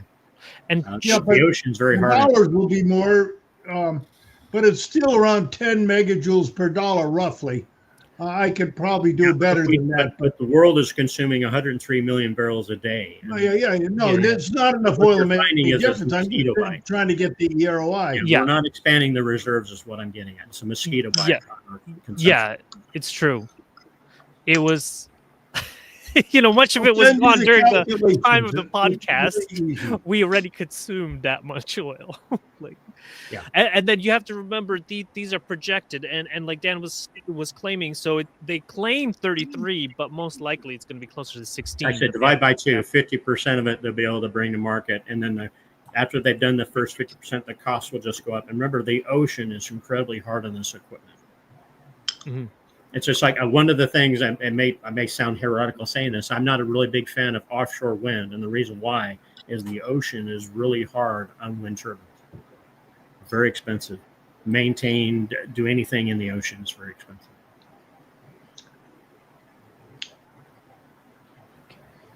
All right. Any more questions from the panel here before I get to the YouTube? I would like to say this. Mm-hmm. Okay.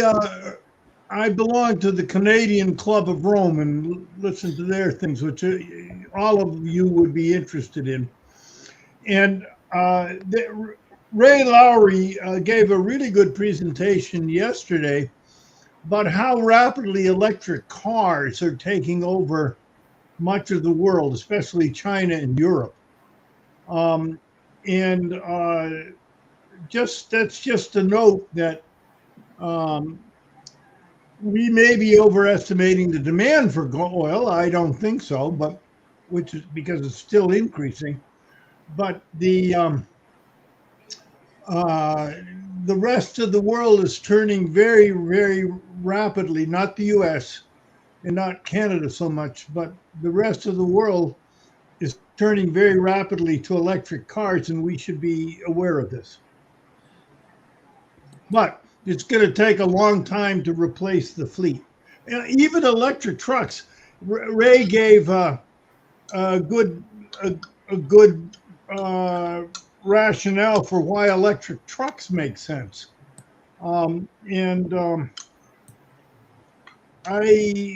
It was new for me. Before I'll Ivor send it speaks, to- I'll send before a link to- Well, Charlie, that's why I'm in the hydrogen group. When it comes to energy source, energy density, and weight, there's the best sodium ion battery we have. You're talking about 1.2 million joules per kilogram, versus hydrogen at 120 million joules per kilogram.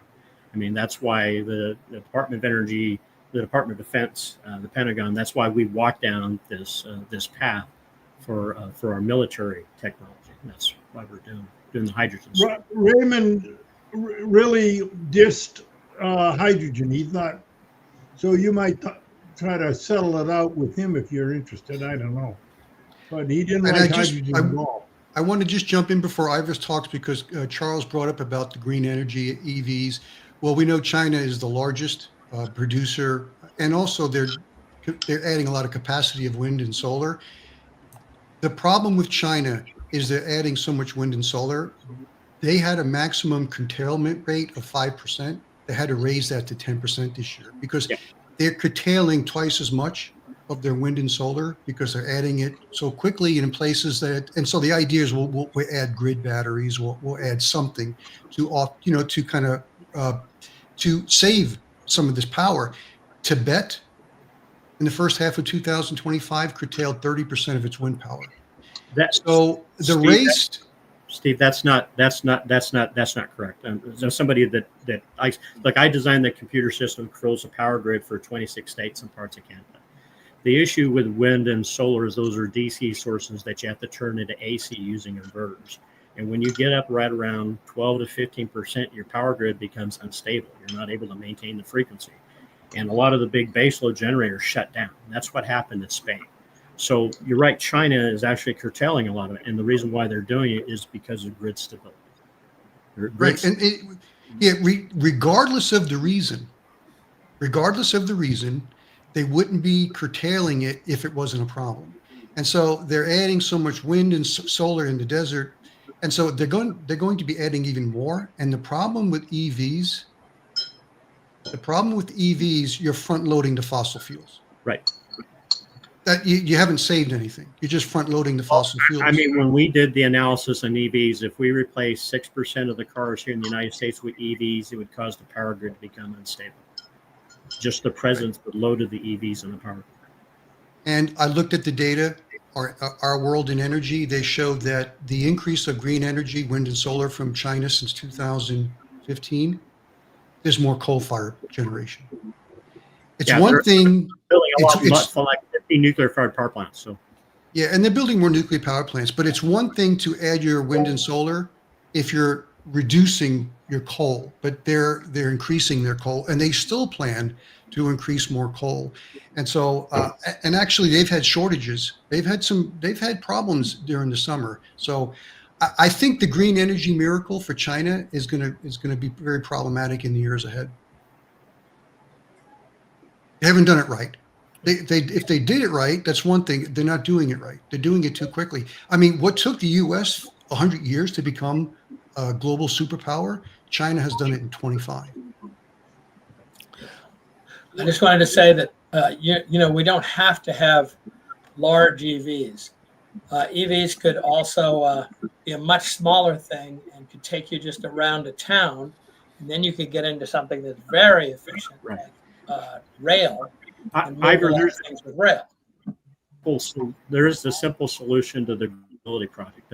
The issue is understanding guys that build the big centrally managed systems don't like my answer because I've talked to them, they don't like it.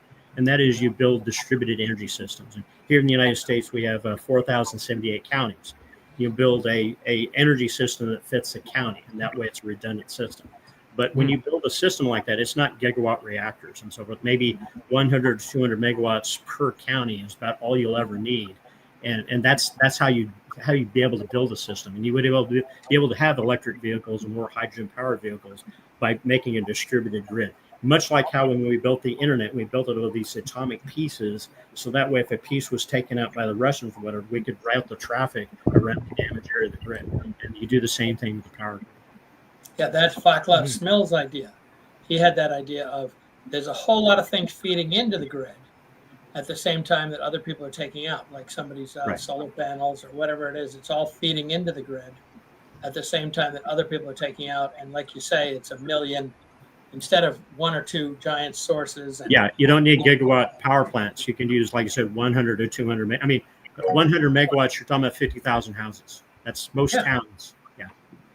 Yeah, and it's much more stable because you're not and like, for example, the system I designed, you could, if you had an area damaged by a tornado or hurricane, you just route the traffic around it. You can isolate pieces of it, so it's a lot more manageable. The point is, it's manageable at the local level, so I don't have to have a huge integrated system to manage it.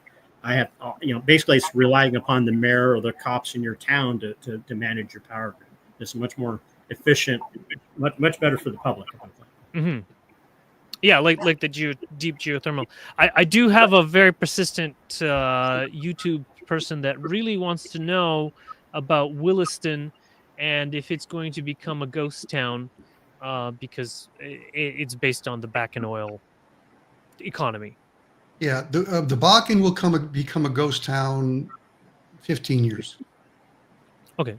It'll take time, but it'll become a ghost town. Just like a lot of the, I mean, you go out west to Colorado, a lot of the these ski resorts, and they were where gold mines were, silver mines. And so you see the ghost towns were mining, human labor, but now it's going to, the Bakken probably be a ghost town in about 15 years. They should have never built the airport but nobody's going to go skiing in Williston.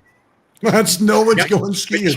Yeah, I guess they can go buffalo shooting or something. You're on target there, Steve. A good example would be Sun Valley there in Idaho. Originally, there was up there at Haley, there was a huge silver mine that shut down, right. And basically the president of Union Pacific built that ski resort up there in Haley. And right. Yeah. Basically, the silver mining shut down. He basically built a ski resort there. That's why. Again, the wood barons of Michigan financed the Ford. It financed the automobile industry, but you had to have the wood first. Well, on top of that, Steve, state of Michigan has 16,000 depleted oil and gas wells. There's no accident that the automobile industry started. I live here in Indiana. There's no accident that it started here. And my backyard is a Whiting refinery built by Standard Oil in 1890. BP owns today, and we still run. Wow. So it's not an accident that the automobile industry started here. Right. Mm-hmm. Okay, so Roger Bentley, you can unmute and ask your question. Thank you. It's two, Dan. Dan, I appreciate your presentation, but I didn't quite understand some of the numbers. I didn't do the adding up of the total amount that have been discovered in those fields you mentioned. Hey, Roger, I'll forward you my presentation. You can see it for yourself. No, can I just ask the question, Dan? Sure. The current number, we're discovering annually something like 10 billion barrels a year. We use 35, so we're not discovering as much as we use by a long shot, but 10 billion. No, we haven't discovered that in a long time. Yeah. Roger. Who's these numbers weren't even close to that. Who's saying we haven't discovered 10 billion in a long time? Even Rystad. I mean, we've been tracking this for years, Roger. And I think a few years ago we discovered 3, and that was a big deal. I just this second looked at the IEA report, the one that's just come out, and they said we've been getting a little under 10 a year. They've said. I don't know. I haven't. Guyana is 11 billion barrels. Campos down in Brazil is 17, and Namibia is 1.3 billion. That's it. Roger, I think that EIA number is. I think that's conventional, unconventional oil and gas. It's BOE. Yeah, but the problem that discovery gas, like I said, those 3 together is 30 billion barrels, and that's in the last 10 years. No, it says 10. I've just got it here, folks. 10. No. Okay. Yeah, but Okay, well, nobody knows about the discovery Rystad of saying that unconventional. ExxonMobil, no.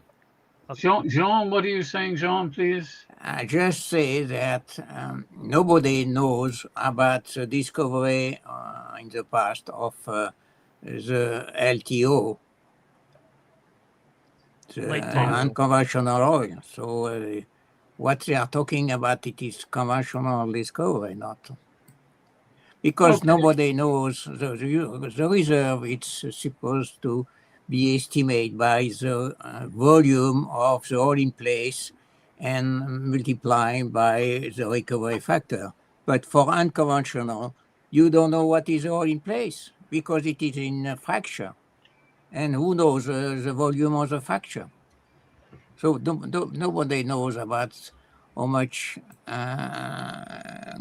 LTO discovery is. Merci, Jean. That's a good point. Anyway, I'm not disagreeing with anybody. But Roger, what I've been trying to point out is, look, there's plenty out there. That is true.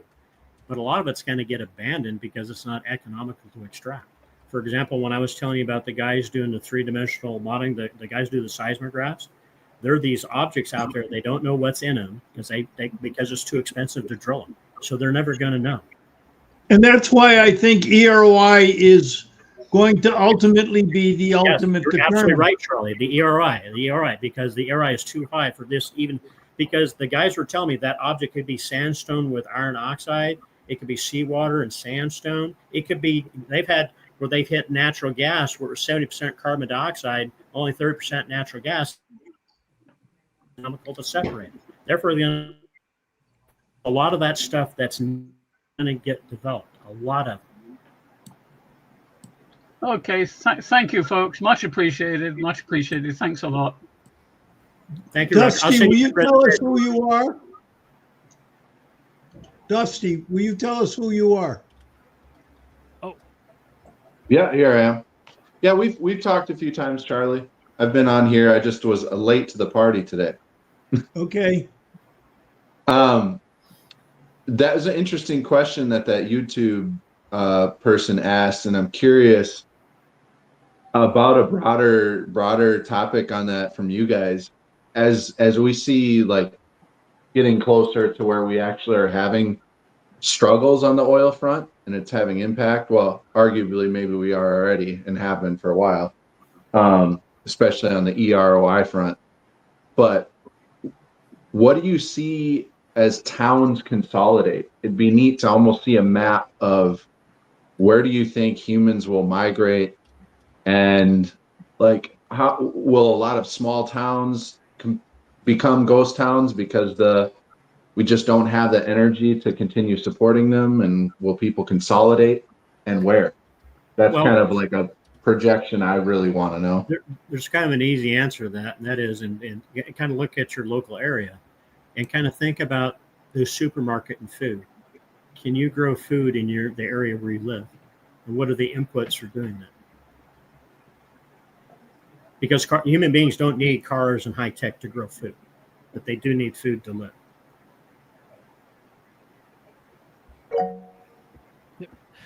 Oh, I just found basically John Peach had compiled a discovery production data for the last 200 years or something, or like 100 years. And so just for the last, from 2015, 2015, it was 4.5 billion barrels. In 2016 also, and then 2017 it was 6.2 billion. 2018 it was 5.5 billion barrels. 2019 3 billion barrels. 2020 was 12 billion barrels. 2021 it was 4 billion barrels. 2022 it was 20 billion barrels, and 2023 it was 3 billion barrels that was discovered. So that's just to give you at least this was based on publicly released information on how much was discovered, and then this year apparently it's been well under 1 billion from what we're hearing. Okay, Roger, go ahead. Unmute. Just to say, look, thank you very much for another brilliant discussion, some really fascinating data. I appreciate it. I've got to go, but I'm just in your debt, everybody, for really interesting information. And the group in our little paper, Charlie, Jean, and myself, and so on, where I'm moving forward, and we'll get back to you shortly. But thank you, Roger. Good luck. Roger, I just sent you Thank my you. presentation. So, but thank you, sir. Dan, thanks very kindly. It is all eye-opening and really important. Thanks, everybody. Yeah, I understand the list of projects that they approved. I understand somebody's approving billions of dollars worth of expenses. I think I showed you maybe $3 billion worth of what they're willing to approve for projects. So there's probably going to be a lot of stuff out there they're not going to approve, even though there's probably hydrocarbons there. They've made some decision that the costs were too high to bring it to the market at what today's oil and natural gas price. Okay, thanks. Thank you, sir. Thanks. Next person is Charlie. Dusty, this is backwards, but it's America's most sustainable cities and regions. Trying to answer your question, I wrote a book on this with John Day. And so you can get this book from Springer for $50 or something. And you can make your own choices based on that. I just wrote it down. Very good. Thank you. That seems interesting. And if you decide where you want to live, I chose to live on the west coast of the United States because the winds come in over the ocean and the temperature variation. I've lived in upstate New York and Massachusetts and froze my ass off. And the South is too warm for me, and trout don't live there. And so I've ended up living, we took a map of the United States, my wife and I, and looked at summer and winter temperatures, and we ended up in Southern Oregon. So well, if you froze in upstate New York, then you definitely freeze here in Minnesota where I am. Oh, yeah. So, well, one of the reasons is I don't have to use as much energy for heating and cooling my house. But it's curious. Here we are in a really rich agricultural area. Harry and David, the fruit guys, are just a little north of my house. And you hardly see any food grown here. We import it all from California. It's crazy. Except for a few pears, there's not much food grown in this rich agricultural area. We grow beans and stuff and squash in the backyard. They do okay. Good. Well, I noticed people live here in Maine. Here in Maine, all the older houses are always in a little cluster near where there used to be hydropower or a little mill. And so people lived close to where there was a source of energy and a mill. And then, still in Maine, you don't get that many people between these little clusters of places. And I was kind of wondering, why do they live there? And then I realized, well, that was where there was like a job at the local mill or something. So well, Kunstler wrote a couple of books on post-oil living in New England, or I guess he's in upstate New York. And so, Dusty, you can look up Kunstler. He writes a lot of stuff I don't like very much, but his books are good. His what was the name? Books from about Kunstler. 20 years ago. Howard Kunstler, I think. Howard, yeah. Yeah. I read his book. James Howard Kunstler.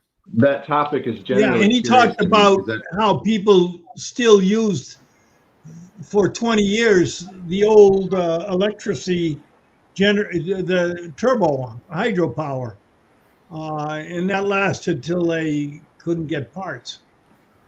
Yeah, and that topic is generally curious to me because as we talk a lot about the different amounts of oil, all these different things, at some point it will become reality and we'll just physically have to be consolidating because you can't maintain a grid like Dan talks about the size of what we have now. You can't maintain roads of the size you have right now. So in each location, each state, each place, everything will have to consolidate to the most either efficient or the most functional. Dusty, let me give you a good example of what's going on in California. They've already shut down 2 refineries there in California, the Phillips 66, and there's another one adjacent to it. And you can't say it's because of California, because we shut down Lyondale and Refiners Row there in Houston, right? And it has to do with the price of oil versus the product they're able to sell, and their margin's only 2-3%. They're basically, the refiners are getting squeezed out of existence. There's a Valero refinery up in Northern California, a town called Phoenicia, I think. And right now, they're getting ready to shut down in April of next year. The state of California is having a cow because they get all their asphalt from that refinery. Think about that. You won't be able to pave your roads. And right now, the California government's trying to figure out how to save the day. And when you go back to the refinery and say, okay, what does it cost to basically set up the refinery for a year so you can start processing oil? Well, the cost of all the catalysts and stuff is $100 million just to set up all the catalysts and the structures inside the refinery, just so you can refine crude oil. So that consolidation is already happening. When we talked about Australia, that in 2027, they're going to have a natural gas emergency. Well, Australia is down to 1 refinery. So that's one of the things you're seeing is as things consolidate, refineries are winking out of existence. And whenever they're gone, they're gone. There's no way to get it back. So that what you're saying, Dusty, has already started, is what I'm trying to tell you. And the canary in the coal mines, those refineries. Nobody wants them. Who would? That's interesting. I've known guys here in Minnesota. I run an RV park, and some of them have worked out at that refinery out there, because I live close to a refinery here in Minnesota, Coke Refinery. And yeah, they've worked out at that one. I didn't know it was shutting down. That's wild. Next spring, California is going to be importing 20% of their diesel, gasoline, and jet fuel from South Korea. Not a theory, it's a fact. It'll start in the spring of next year. From South Korea? South Korea. South Korea, India. Of course, the Indians are receiving some of that Russian oil, but South Korea. Wow. Where will they get their asphalt from? Do you know? They don't know. Right now, they're having a cow. Not only that, when Valero came back and said, well, if you want to keep us running the refinery for all of 2026, we need $100 million just to pay for the catalyst and the cat crackers. See, and this has been my argument against everyone that's just into the just stop oil type movements, is that people don't realize the asphalt and other byproducts industries that we all rely on. It's in everything. It's in this cup. It's in this laptop, cell phones, histamines, lipstick. It's in everything. And Dusty, it's important to understand that it's, even though the just stop oil people aren't having much of a real effect, but actually the reserve loss, the fact that we're running out of oil is why we're shutting down. Yeah, the economics of oil is what's causing it. Yeah. Because the costs are going up underneath it.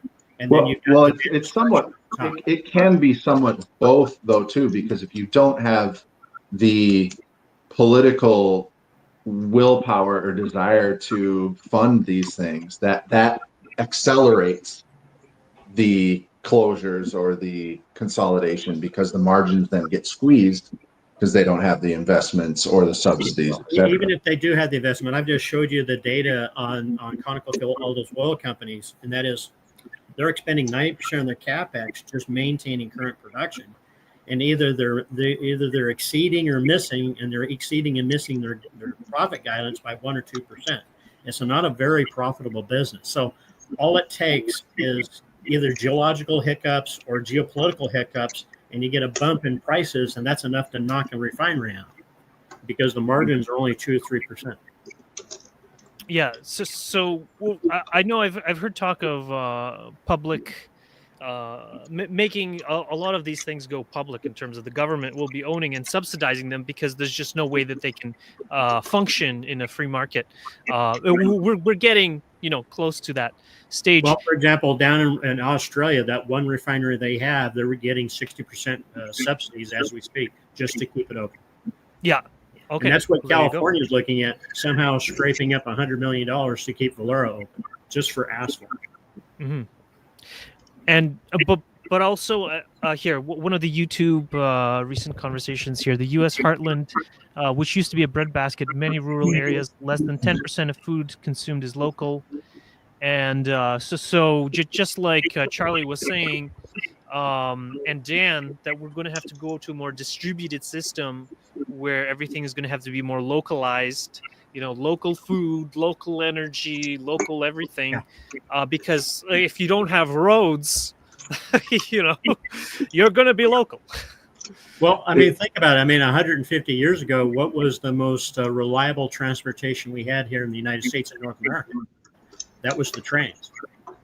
Yeah. But it wasn't that many years ago. Yeah, and then based on my projections, that'll be in the early 2030s that it will become economical again to start building railroad. Well, it is right now. I mean, it's So maybe if a strategic person would decide to move to a town that is at least on an old rail line or existing rail line. Yeah, it could be good. I remember there are places here in Indiana, there are towns, and you go out through these towns, they're farm towns. What's in the middle of the town is railroad tracks. There are a lot of places like that. That's what you're forgetting is the other big thing that you might want to be near is a large body of water. Yeah. Like, for example, Georgian Bay, which connects to all the two of the giant Great Lakes you can get from Chicago. Great Lakes, Ohio River, Mississippi. Yeah. Or Atlantic Ocean, Pacific Ocean. Yeah. It's going to be the way to move things around. One of the things that's happened, Dusty, it happened in January of 2020. There was something called the IMO 2020 Fuel Standard. IMO stands for International Maritime Organization. They switched the fuel so the ships can't, the big cargo container ships and oil tankers, they can't use bunker oil anymore. Now what they've defaulted to is using diesel. So the reason why we have this shortage of diesel fuel, like our fuel stocks are incredibly low, is because now we've got all this demand from the ships doing international shipping, because now they can't burn bunker, they have to burn number 2 diesel. And so what's happening is the IMO is preparing, they've got all these decarbonization efforts, and everybody thinks it's because they're going green or something. No, they're looking at the cost of fuel, and they're projecting the cost going out 20 years. So they're trying to come up with alternatives. A good example, Samsung Heavy Industries is building an LNG ship that's powered by a small modular reactor. And they've already got approval to sail it from South Korea to the United States. Think about that. An LNG ship powered by an SMR, small modular reactor. Or molten salt. I think also they talked about molten salt, MSR. The point is, it's a reactor that's powering an LNG ship. Mm-hmm. Wow. Michelin is already sending tankers, not tankers, but their ships. They're already powering them, believe it or not, with sail out of Halifax. They're experimenting with it. Some big portion of it. You just pop out a big kite and you're... I've seen that one too. Yeah. Mm-hmm. How much oil did it take to make the reactor? Good question. But all I know is they've got approval. They're building it as we speak. Yep. Yeah. The only one of those energy sources that I know of that requires the smallest amount of energy and doesn't require a globalized economic system, Charlie, is actually the geothermal, because it's all local. It's made of just steel and copper for the generators. Yeah, and you're just using hot water out of the earth. And I looked at it, and if it's made properly, it can last 200 years. Yeah. Well, I've got wells here in Indiana. I've been servicing. They were drilled by Standard Oil in 1885. They were still producing natural gas. So wells can last a long time. Mm-hmm. Very good. 4 mile deep wells? They're oil wells. Most are about 6,000 feet deep.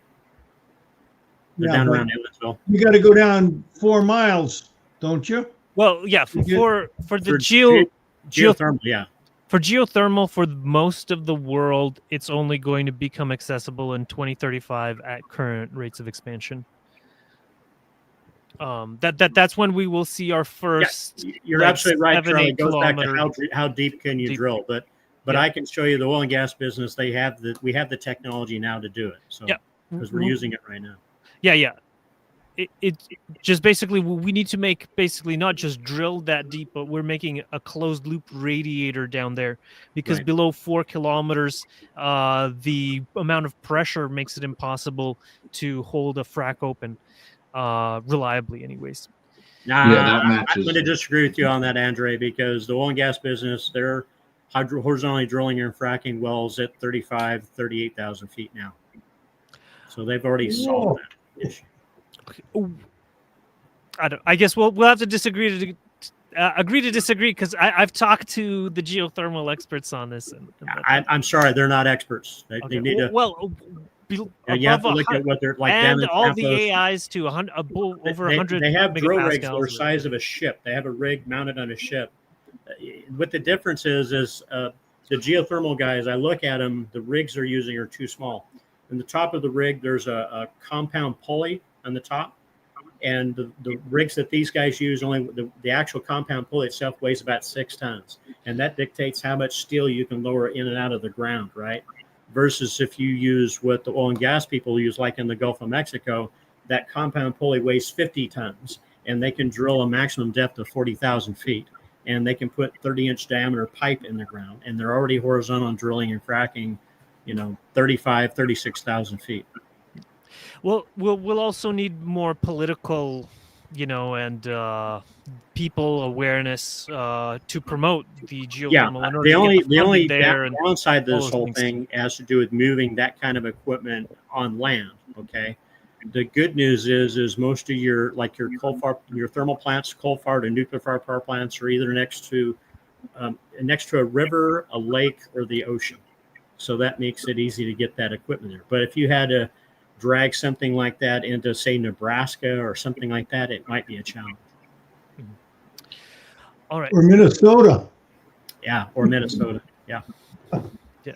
Dusty would like to speak. Dusty, yeah. Did you have your hand up?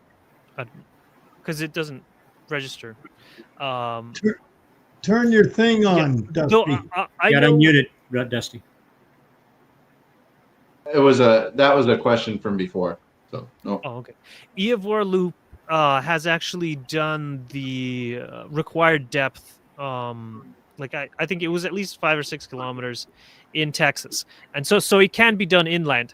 It's just a matter of having enough demonstration units at the correct depths, and then by around 2035, it should be accessible to most places in the world that are interested in getting deep geothermal.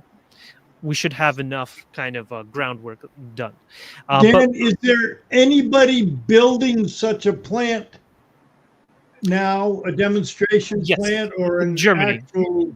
There's one being built right now in Germany. It should come online within. There's a piece of this I'm absolutely puzzled by. I know Bill Gates has got some project out in Utah. He's doing like 15,000 feet. And Ormat has more than 100 geothermal power plants in the western part of the United States already.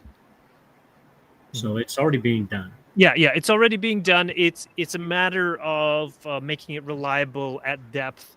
A lot of it's just time. I produced a video about geothermal. Shoot, it was over almost 2 years ago now, when I worked for a YouTube channel, and that was regarding like Google's geothermal plant. They're doing too. So it's just some of it's just time and perfecting the models and just business, making it so it's actually something they can duplicate versus a pilot plant or something.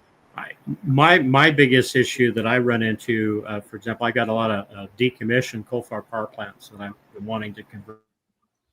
And the issue I have is the city governors in politics. So it's not a technical problem, and it's not a does it work problem. Obviously we have the technology, we definitely have the data in the oil and gas industry because they already do this type of work. It's really politics that are. I think what's going to actually make it happen is that before you had the geothermal camp and the oil camps as very separate politically, actually in opposition. They're definitely very separate. And so if the oil had some good technology they liked and they wanted it, they didn't care because they hated each other, so they wouldn't share it. Well, now you have the motive of AI, and so these companies, Google, etc., want it not for an ecological reason or environmental or green or whatever. They just need more power. And so they will reach out to the oil company technology now and try to use it and make it work. One of the things I've got a project that's almost finished up here, Dusty. It's up in Noblesville, Indiana, and I had basically they had a couple rigs over here, the Royal Oilfield Services here in Ohio, where they're going to lay the guys off and basically stack the rigs. And what I did is I was able to talk to the city council of the town of Noblesville into drilling some geothermal wells. And basically all I'm doing is what they do in Ohio, drill down 20,000 feet. They located an injection well and a production well 6 miles apart, right? And basically they hydraulically fractured the rock underneath the town. You wouldn't believe the pushback I got when I proposed hydraulically fracturing rock underneath the town of Noblesville, even though Indiana has got thousands of depleted oil and gas wells, so it shouldn't have been that different.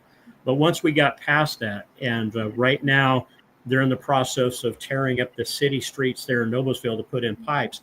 But basically they got the town square. They got all these buildings that were built back in the 50s, and they still have radiators and boilers and stuff.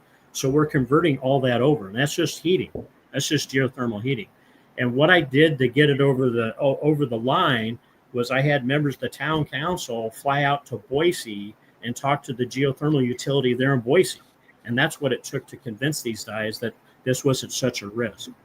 So I keep doing these projects. I show the heating, and then eventually we're going to do the power plants like what comes out west. So it's power. Yeah, that's good. That's good technology for like northern Minnesota. Some of these mining towns that are 120 years ago, they had the entire town, including the sidewalks, were heated. Yeah.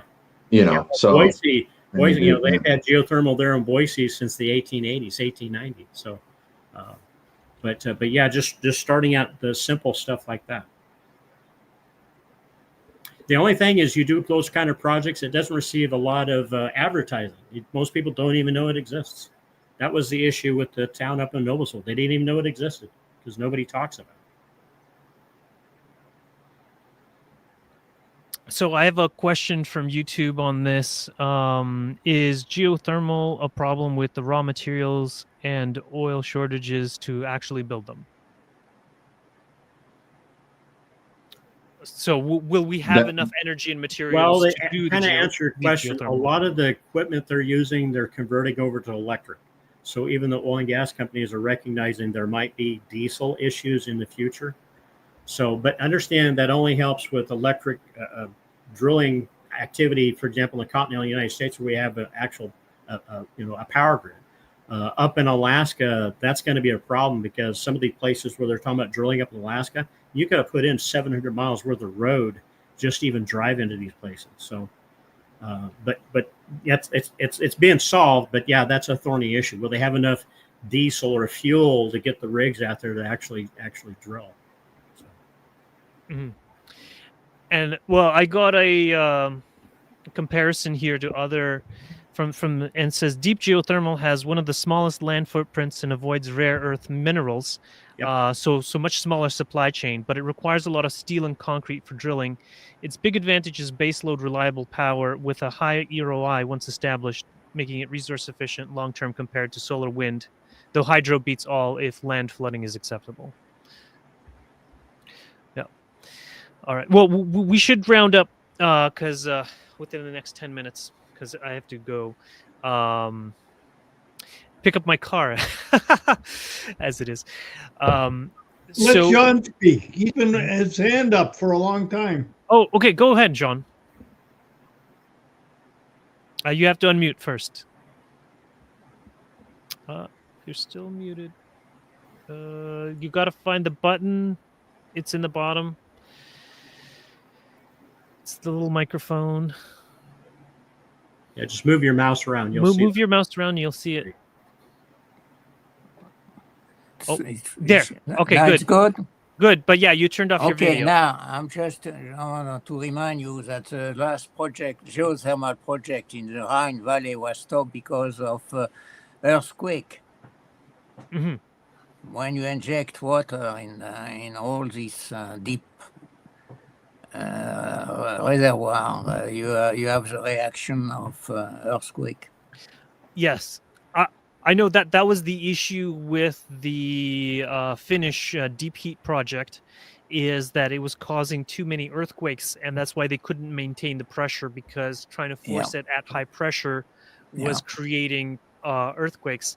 And that's one of the reasons the closed loop EOR system, it completely goes around that. It doesn't have to do any, there's no pressure involved, because it's basically just a radiator.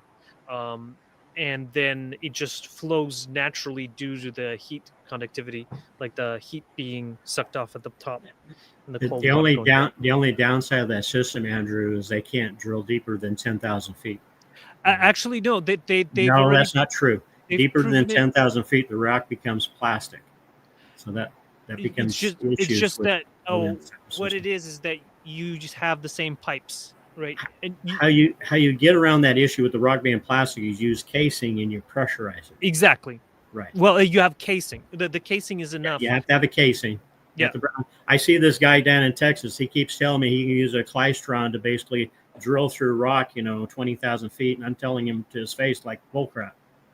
Mm-hmm. Because the rock turns plastic greater than 10,000 feet. There's no way it's going to work. Exactly. So with the casing, the radiator has casing on it, and the casing is designed to last, like, say, 200 years, or can be designed to last 200 years. But you got to pressurize is what my point is. Yeah, and you can pressurize it. When we're out here drilling to 20,000 feet for natural gas, it all has to be pressurized. Otherwise, the earth will just close in on it. Right, but because you're not trying to force it through the rock, you're not reaching those levels where it causes an earthquake. You can have pressure in the pipes without causing earthquakes, is what I'm saying. Well, our experience, Andrew, is that when you get deeper than 4 kilometers, you don't get earthquakes, right? It's all the stuff that's shallow and brittle is where you get the earthquakes, not the deep stuff. Yeah, it's the deep heat. They were experiencing earthquakes, and they were like 6 or 7 kilometers deep, and so it depends on where you are. Okay, and then I had the last on the YouTube. They were talking about how 70 years ago, they were using gravel for all rural roads, and asphalt was only in the city. And they were wondering if we're going back to that since we're running out of asphalt. I don't know. Here in Indiana, most of our freeways here we're replacing the asphalt with cement, which it's more expensive. So, okay. I don't know if it's a positive or negative. I mean, look out, and I know I had some people tell me how much natural gas we use for making cement. Well, at the cement plants where we use a carbon arc, electricity to make cement. So, and of course, we still use diesel trucks and stuff, but we use electricity to make our cement. Cement is pretty slippery. Do they add friction, traction, or some kind of? I don't know. All I know is that I need to take a video of the machine. It's got a big arc in there, and they grind up the limestone, and they pour it in there, and I meant as a road surface. It doesn't line. Seem the best, but okay. All right. Any closing remarks, guys? Or I just was going to tell Charlie a quick message that I've been working recently on some EROI stuff that I think is kind of interesting in regards birth rates, and also connected to what I would add as an extra E on EROI, and dealing somewhat with what I call effective EROI, because I was looking at different charts and wondering why, even though EROI of energy has gone down so much, why we don't see as many impacts as I would expected. And it seems that possibly we've gotten better at using our energy. So, 100 years ago, we had high EROI energy, but we're using steam trains that were low efficiency. So just something I want to talk to you about in the future, but don't want to to give you a quick answer, would you send me an email on that, and let me give you a better answer. But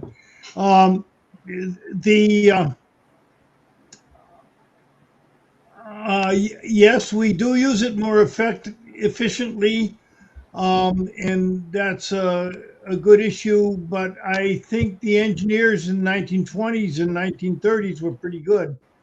And it's not clear, like a Model T, until recently got as good mileage as the cars we were building in the 1980s, 1990s. So, yes, send me an email.